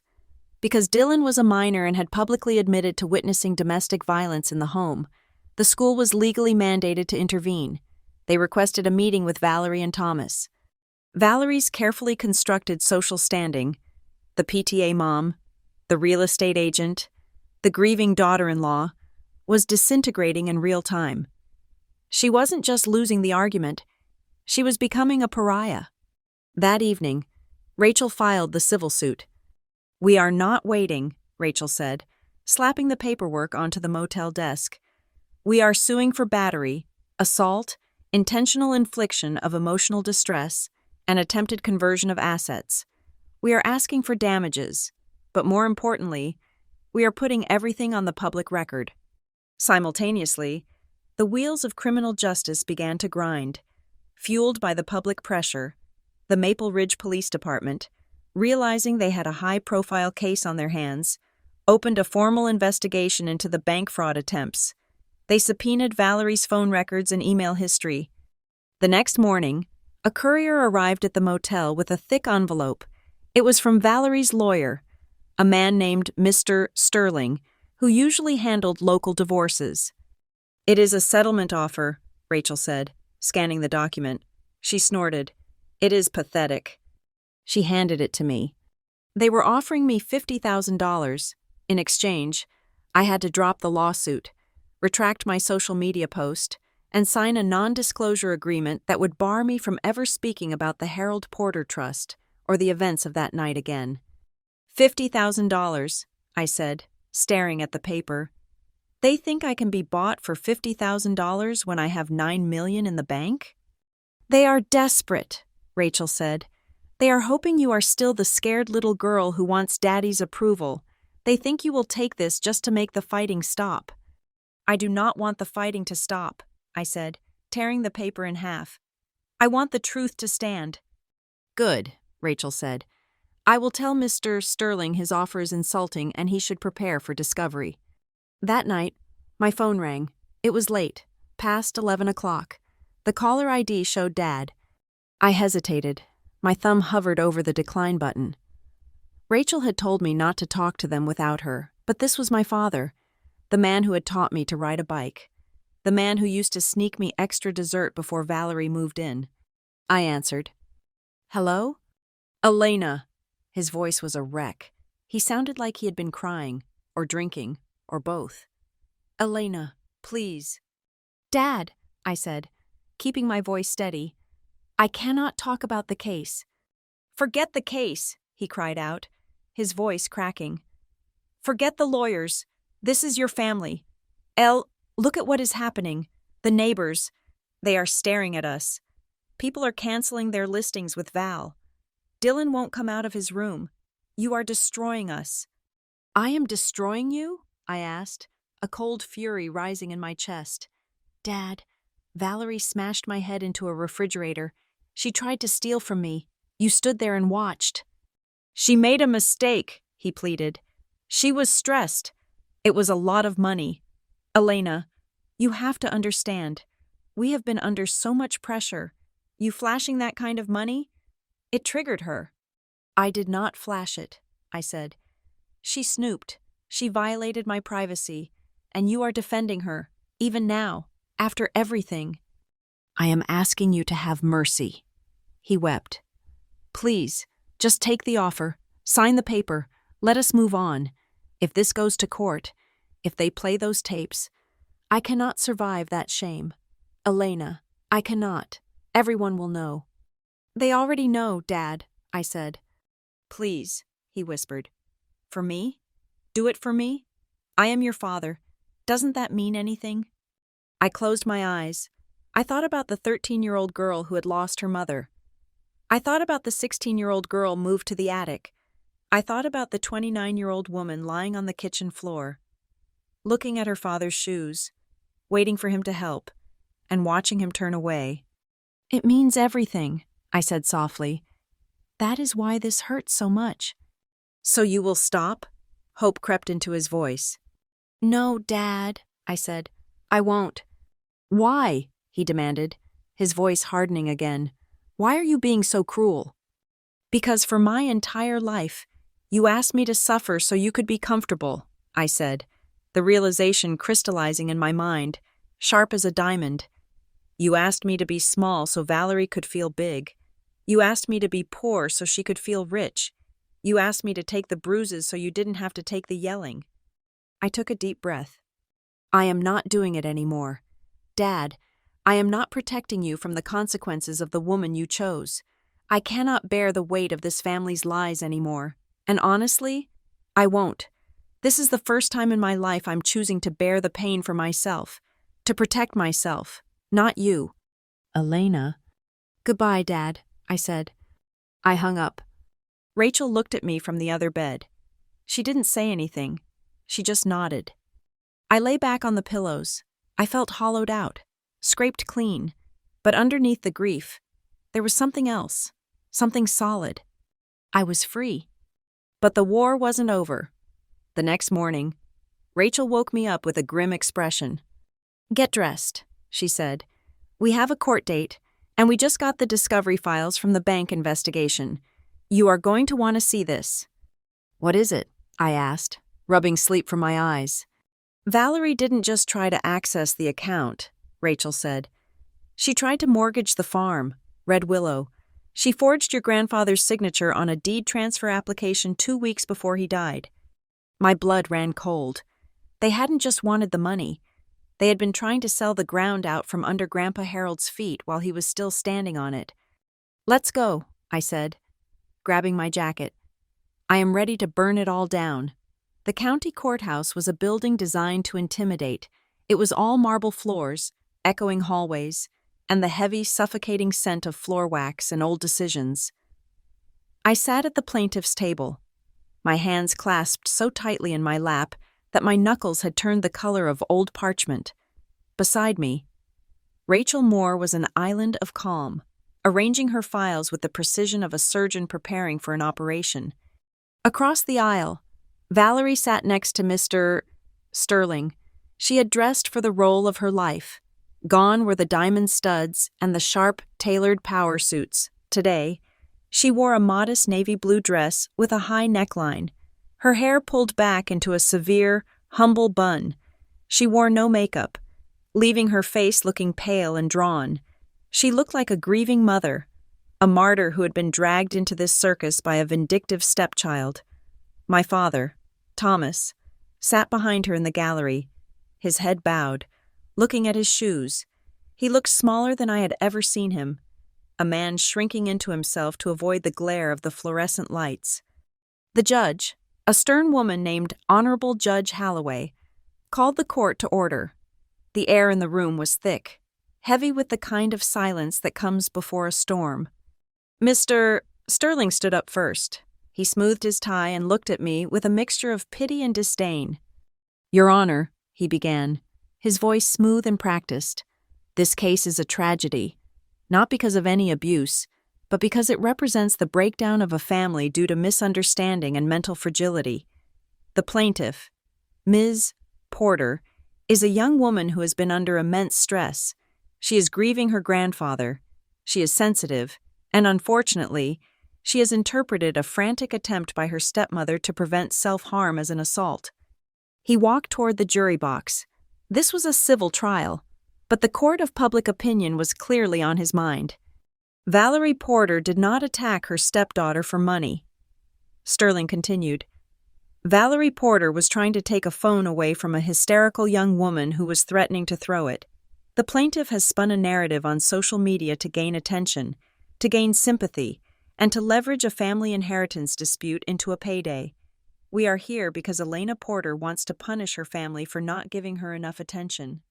I felt the heat rise in my cheeks. Sensitive, hysterical, attention-seeking. It was the same playbook Valerie had used my entire life. Rachel stood up. She did not use flowery language. She did not pace. She simply walked to the projector and connected her laptop. "Your Honor," Rachel said, her voice cutting through the room like a blade. "Mr. Sterling tells a compelling story, but in this courtroom, we deal in evidence, and the evidence tells a very different story. It tells the story of a woman who saw a number on a screen and decided that violence was an acceptable method of transaction." Rachel clicked a button. The large screen at the front of the room lit up. The first image was a close-up of my shoulder, taken in the emergency room. The bruising was deep purple and black, shaped distinctly like fingers digging into flesh. The next image showed the laceration on my lip. The next showed the contusion on my lower back where I had hit the dishwasher. "These are not the injuries of someone being restrained from self-harm," Rachel said calmly. "These are defensive wounds. These are impact injuries consistent with being thrown." She picked up a document. "We also have the police report from Officer Miller, who noted that the defendant, Valerie Porter, appeared agitated and focused on financial matters even while being questioned about the assault." Rachel paused, letting the images burn into the retinas of everyone in the room. "But we do not need to rely on photographs alone," Rachel said, "because, conveniently, the defendant told us exactly what her motive was." She signaled to the clerk, "I would like to enter Exhibit C into evidence, the audio recording recovered from the doorbell camera of the adjacent property, owned by Mrs. Gable." "Mr. Sterling jumped up. "Objection. Hearsay. The quality is—" "Overruled," Judge Halloway said, leaning forward. "Play the tape." The room went deathly silent. Then, the sound of static filled the air. And then, Valerie's voice. $9 million. It was a shriek that sounded less like a human and more like a wounded animal. It echoed off the marble walls, causing several people in the gallery to flinch. Valerie, sitting at the defense table, did not move, but I saw her jaw tighten until the muscle jumped. "Give me the password, you little thief." Then came the thud, the sound of a body hitting metal. "No, get off me! I'm calling the police." That was my voice, high and terrified. "Stop it, Mom, stop it!" Rachel stopped the tape. The silence that followed was heavier than the one before. It was the silence of a lie being shattered. $9 million. Rachel repeated the words, letting them hang in the air. Not stop hurting yourself, Elena. Not calm down, Elena. $9 million. That is the first thing the defendant screamed. That is the motive. That is the intent. Valerie stared straight ahead, her face a mask of stone, but her hands were twisting the fabric of her dress beneath the table. "I called Dylan Porter to the stand," Rachel announced. My brother walked to the witness stand. He looked terrified. He was wearing a suit that was slightly too big for him, likely one of Dad's old ones. He sat down and gripped the edges of the chair. He wouldn't look at his mother. Rachel approached him gently. "Dylan, can you tell the court what you saw on the night of May 12th? Dylan swallowed hard. "I was in my room. I heard yelling. I ran downstairs." "And what did you see?" "I saw..." Dylan's voice trembled. He took a deep breath. "I saw my mom shoving Elena against the refrigerator. She had her hand in Elena's hair." "Did Elena appear to be hurting herself?" Rachel asked. "No," Dylan said. "Elena was trying to get away. She was crying." "Did you hear your mother say anything specific?" Dylan finally looked up. He looked at me, and his eyes were filled with a desperate apology. Then he looked at Valerie. "She said..." Dylan paused, his voice shaking. "She said she wasn't going to let that girl take all of Grandpa's money. She said it belonged to us." A murmur ran through the courtroom. Mr. Sterling looked down at his notepad, scribbling furiously, trying to find a way to discredit a son testifying against his own mother. "Thank you, Dylan," Rachel said. Next, she called Thomas Porter, my father. He walked to the stand like a man marching to the gallows. He looked gray. When he swore to tell the truth, his voice was barely a whisper. "Mr. Porter," Rachel said, standing casually by the jury box, "you were in the kitchen that night, correct?" "Yes," he said. "You told the police initially that it was a mutual argument, that you didn't see who started it." "That is right," he mumbled. "It happened fast." "We just heard the recording. Mr. Porter," Rachel said, her voice hardening. "We heard your wife screaming about $9 million. We heard your daughter begging for help. Did you step in?" Thomas stammered. "I was shocked. I didn't know what was happening."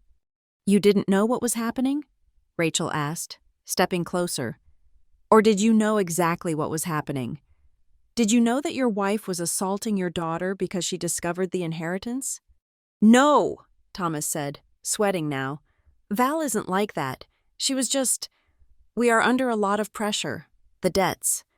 "Ah, the debts," Rachel said, seizing the opening. "Let us talk about those debts, and let us talk about how your wife tried to solve them." Rachel turned back to her table and picked up a thick stack of financial documents. "Your Honor, I am introducing a series of bank records from the joint account of Harold Porter and Thomas Porter, dated 3 months prior to Harold Porter's death." She projected the documents onto the screen. They were withdrawal slips, checks. "Valerie Porter had access to these checkbooks, did she not?" Rachel asked my father. She helped handle Dad's bills," Thomas said weakly. "There are 17 checks here," Rachel said, pointing to the screen, totaling over $45,000, all made out to cash or to credit card companies solely in Valerie Porter's name. And the signature at the bottom? That is not Harold Porter's signature, is it? Thomas stared at the screen. He recognized the jagged, forced handwriting. It was a clumsy attempt to mimic Grandpa's elegant script. I didn't know, Thomas whispered. You didn't know your wife was draining your father's accounts while he was dying? Rachel asked. Objection, Sterling shouted. Relevance? It goes to character and motive, Your Honor, Rachel shot back. It establishes a pattern of financial predation. Overruled, the judge said. Proceed. But Rachel was done with Thomas. She had exposed him for what he was. A man who had let his wife rob his father and beat his daughter because he was too weak to stop her. I have no further questions for this witness, Rachel said dismissively. Thomas stepped down. He tried to catch Valerie's eye, but she wouldn't look at him. She was staring at the financial records on the screen, her face pale. Then came the final blow. I call Mr. Henderson from Frontier Valley Bank, Rachel said. Mr. Henderson looked exactly as he had in the conference room. Impeccable, professional, and utterly unimpressed by Valerie's theatrics. He took the stand and explained the nature of the trust, the secret codicil, and the conditions Grandpa had set. And did anyone attempt to access this information prior to the disbursement date? Rachel asked. Yes, Mr. Henderson said. We logged 12 separate attempts, 4 by phone, 8 by email. The caller identified herself as Elena Porter, but she failed the security questions 3 times. On the final call, she became belligerent and demanded to speak to a manager, claiming she was the mother and had a right to know. Did you trace the calls? We did, Mr. Henderson said. They originated from a landline registered to Thomas and Valerie Porter in Maple Ridge. Valerie sank lower in her chair. The grieving mother act was evaporating. Now, she just looked like a thief who had been caught fumbling with the lock. Finally, Rachel said, holding up a single piece of paper, I would like to read into the record a letter recovered from the safe deposit box of the late Harold Porter. It was addressed to his attorney, Martin Blake, to be read only in the event of a legal challenge to the trust. The room went quiet again. Rachel adjusted her glasses. My dear Martin, she read, her voice steady.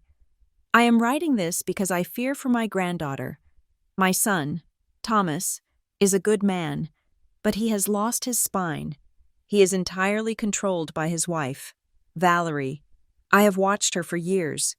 She looks at this family and sees only a balance sheet. I fear that when I am gone, she will try to strip Elena of everything, just as she stripped Thomas of his dignity. I heard a gasp from the gallery. It might have been a neighbor. It might have been Thomas. Rachel continued reading. I am locking these funds away not to punish Elena, but to give her an escape hatch. I want her to have a door she can walk through when the house becomes a prison.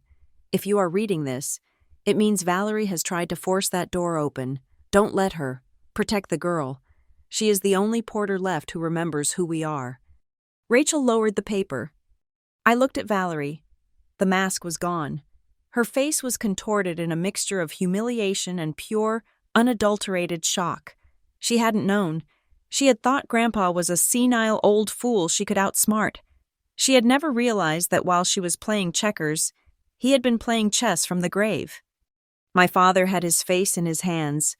His shoulders were shaking. Hearing his own father describe him as having lost his spine in open court was a blow I don't think he would ever recover from. Rachel looked at the judge. The defense rests, Your Honor. Judge Holloway took a long moment. She looked at the photos of my bruises. She looked at the financial records. She looked at Valerie, who was now staring at the table, unable to meet anyone's gaze.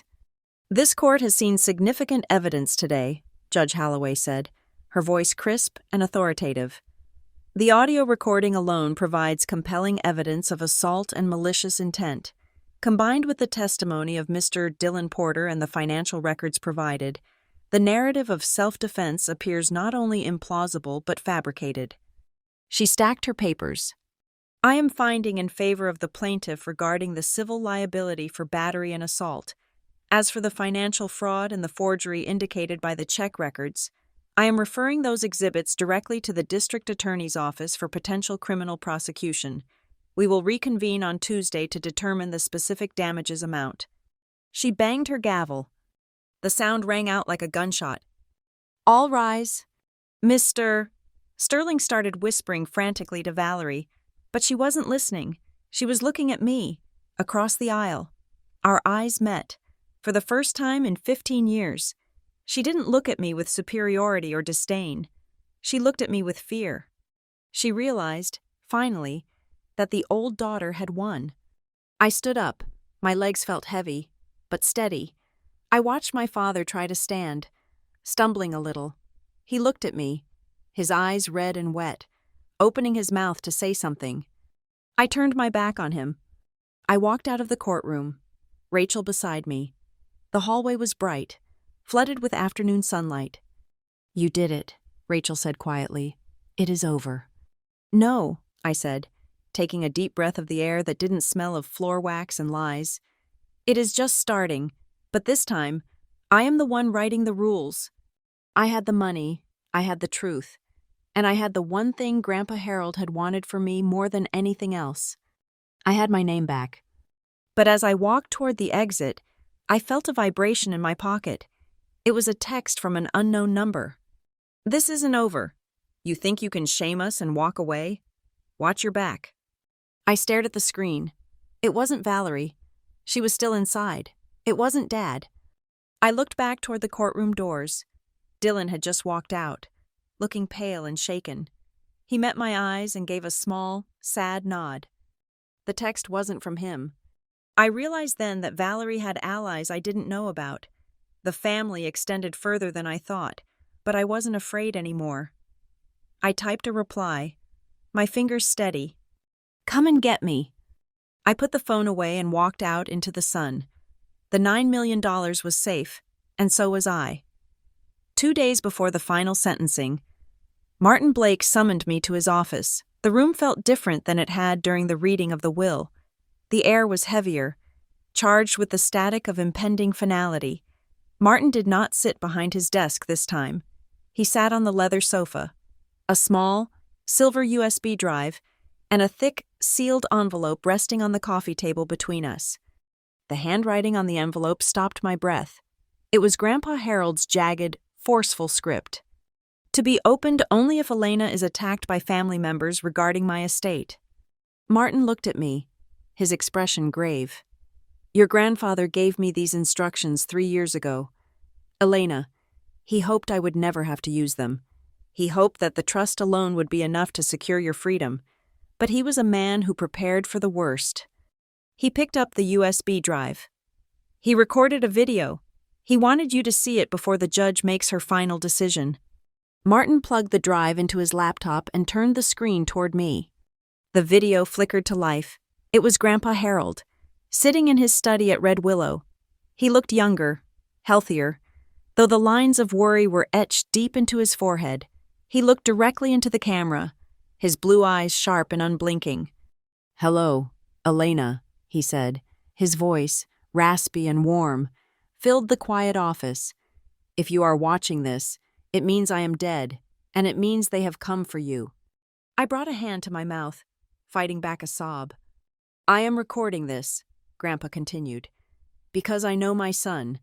Thomas is a good man in his heart, but he is weak. He has let Valerie hollow him out until there is nothing left but fear, and Valerie, well, Valerie is a wolf. She sees this family as a carcass to be picked clean." On the screen, Grandpa leaned forward. "If you are seeing this, it means they have chosen money over you. It means they have hurt you. And if they have done that, Elena, you have no obligation to protect them anymore. You owe them nothing, not your silence, not your mercy." He paused, and for a second, it felt like he was in the room with me. "You have my permission, kiddo. Use everything I left you to protect yourself, even if it means fighting your father. Do not let them break you." The video ended. The screen went black. Martin handed me the envelope. "This is the second part of his contingency plan. It is a legal codicil to the Harold Porter Trust. It states that in the event of documented physical or financial abuse by Thomas or Valerie Porter against the beneficiary, the remainder of the estate, the real estate holdings, the undisclosed stock portfolio, Everything that was supposed to go to Thomas after a 10-year period is immediately revoked. I stared at him. Revoked? It bypasses them entirely, Martin said. It funnels directly into a new entity, the Porter Freedom Foundation. You are the sole director. They get nothing. Not the farm, not the stocks, not a single dime. I took the document. It was heavy. It was a weapon. Grandpa hadn't just given me a shield. He had given me a sword.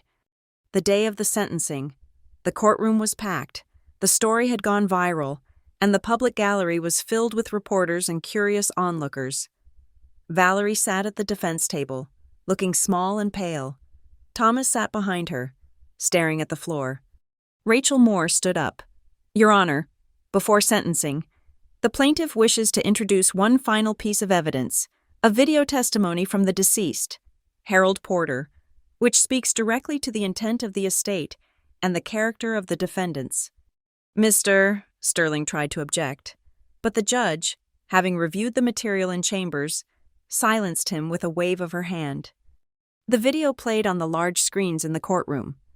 Grandpa's voice echoed off the high ceilings. Valerie is a wolf. Thomas is weak. They have chosen money over you. I watched my father as the video played. He lifted his head, looking at the screen, looking at his dead father describing his failure as a man and a parent. I saw something shatter in his eyes. It was the final realization that his father had known everything. He had seen the cowardice Thomas had tried so hard to hide. Valerie did not look up. She sat frozen, her face draining of all color. The image of the devoted daughter-in-law she had tried to sell to the world was being dismantled by the very man she claimed to have cared for. When the video ended, the courtroom was silent.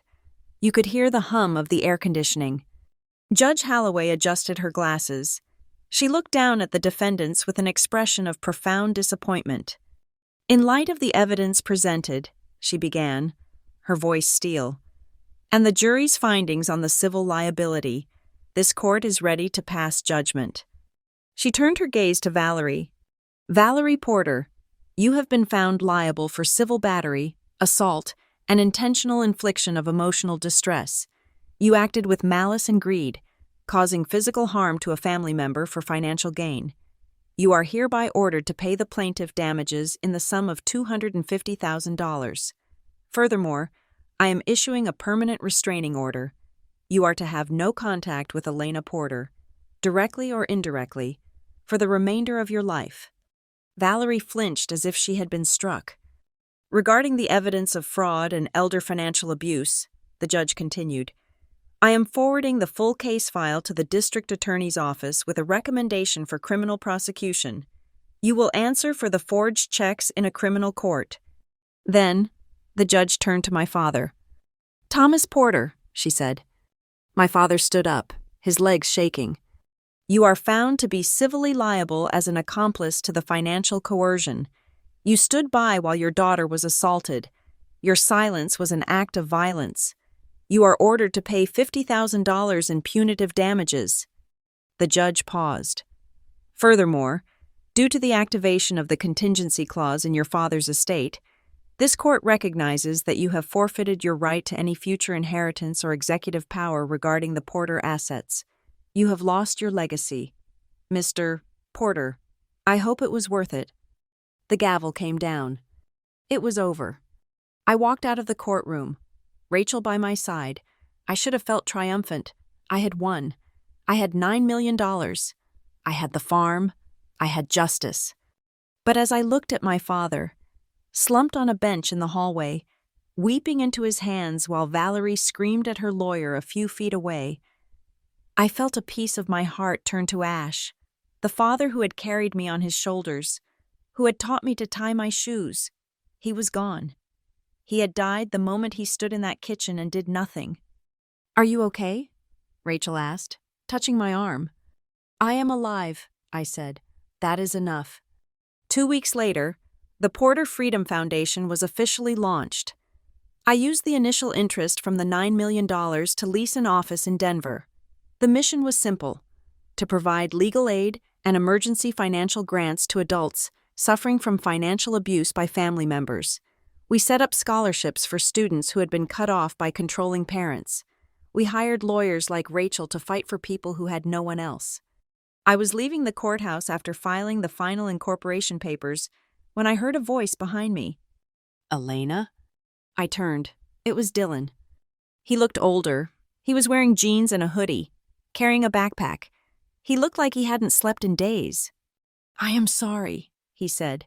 He didn't come closer. He stood 10 feet away, respecting the invisible line drawn by the violence of our family. I should have said something sooner. I knew. I read Mom's emails. I knew she was trying to get into the accounts. I looked at my brother. He was a victim too, in a different way. He had been the golden handcuffs, the prize pony Valerie paraded around. "You spoke up when it mattered," I said. "You told the truth in court." "She kicked me out," Dylan said, a bitter laugh escaping his lips. "After the verdict, she said I was a traitor. I am staying on a friend's couch." I reached into my bag. I pulled out the second letter Grandpa Harold had left in the envelope. It had Dylan's name on it. "Grandpa didn't forget you," I said, holding it out. Dylan stepped forward tentatively and took it. "What is it?" "Open it." He tore open the envelope. He read the letter, and I saw his eyes widen. Tears began to spill down his cheeks. "He says," Dylan choked up, "he says that if I am reading this, it means I stood on the side of the truth. He says the foundation will pay for your tuition." I finished for him. "Full ride. Any major you want, not law school, unless you want it, art, music, engineering, whatever you choose. But there is a condition." Dylan looked up. "The money goes directly to the school," I said. "Mom never touches a cent, and you have to maintain your own residence. You have to be free. Dylan, that is the only rule." Dylan wiped his face with his sleeve. He knew she would turn on me. "He knew everything," I said. "He didn't leave you behind. Dylan, he just wanted to make sure his money didn't become your chains." I stepped forward and hugged him. He was stiff at first. Then he collapsed into me, sobbing like the little boy he used to be before Valerie turned our home into a war zone. "Go to school," I whispered. "Write your own story." 3 months later, I sat in my new apartment. It was small, quiet, and mine. There was no beige furniture chosen by Valerie. There was just a comfortable chair, a stack of books, and a view of the mountains. I picked up my phone and opened the banking app. The balance was there, $9 million. It was still a shocking number, but it didn't scare me anymore. And it didn't define me. I wasn't the girl with the inheritance. I wasn't the victim. I tapped the transfer button. Payment sent. Porter Freedom Foundation, Legal Aid Program. I watched the confirmation screen. $500,000. Moving from my account to help a woman in Ohio who was being sued by her parents for her own wages. I set the phone down. The night my stepmother beat me because she saw my banking app, I thought I would be haunted by that number forever. I thought the money was the poison that had destroyed us, but I was wrong. The money was just a mirror. It showed Valerie's greed. It showed my father's cowardice, and it showed my grandfather's love. Grandpa gave me the money to run away, to escape the fire, but I didn't run. I used it to put the fire out. I walked to the window and looked out at the city lights. Somewhere out there, Valerie was facing a judge in a criminal court. Somewhere out there, my father was sitting in a silent house, surrounded by debt and regret. And here, I was standing. I am not the old daughter anymore. I am not the leftovers. I am Elena Porter. And for the first time in my life, the story belongs to me. Thank you so much for listening to my story. I would love to know where you are tuning in from. So please drop a comment below and share your thoughts on the ending. Don't forget to subscribe to Lila Revenge Stories, like the video, and hit that hype button to help us share more stories of justice and resilience with the world.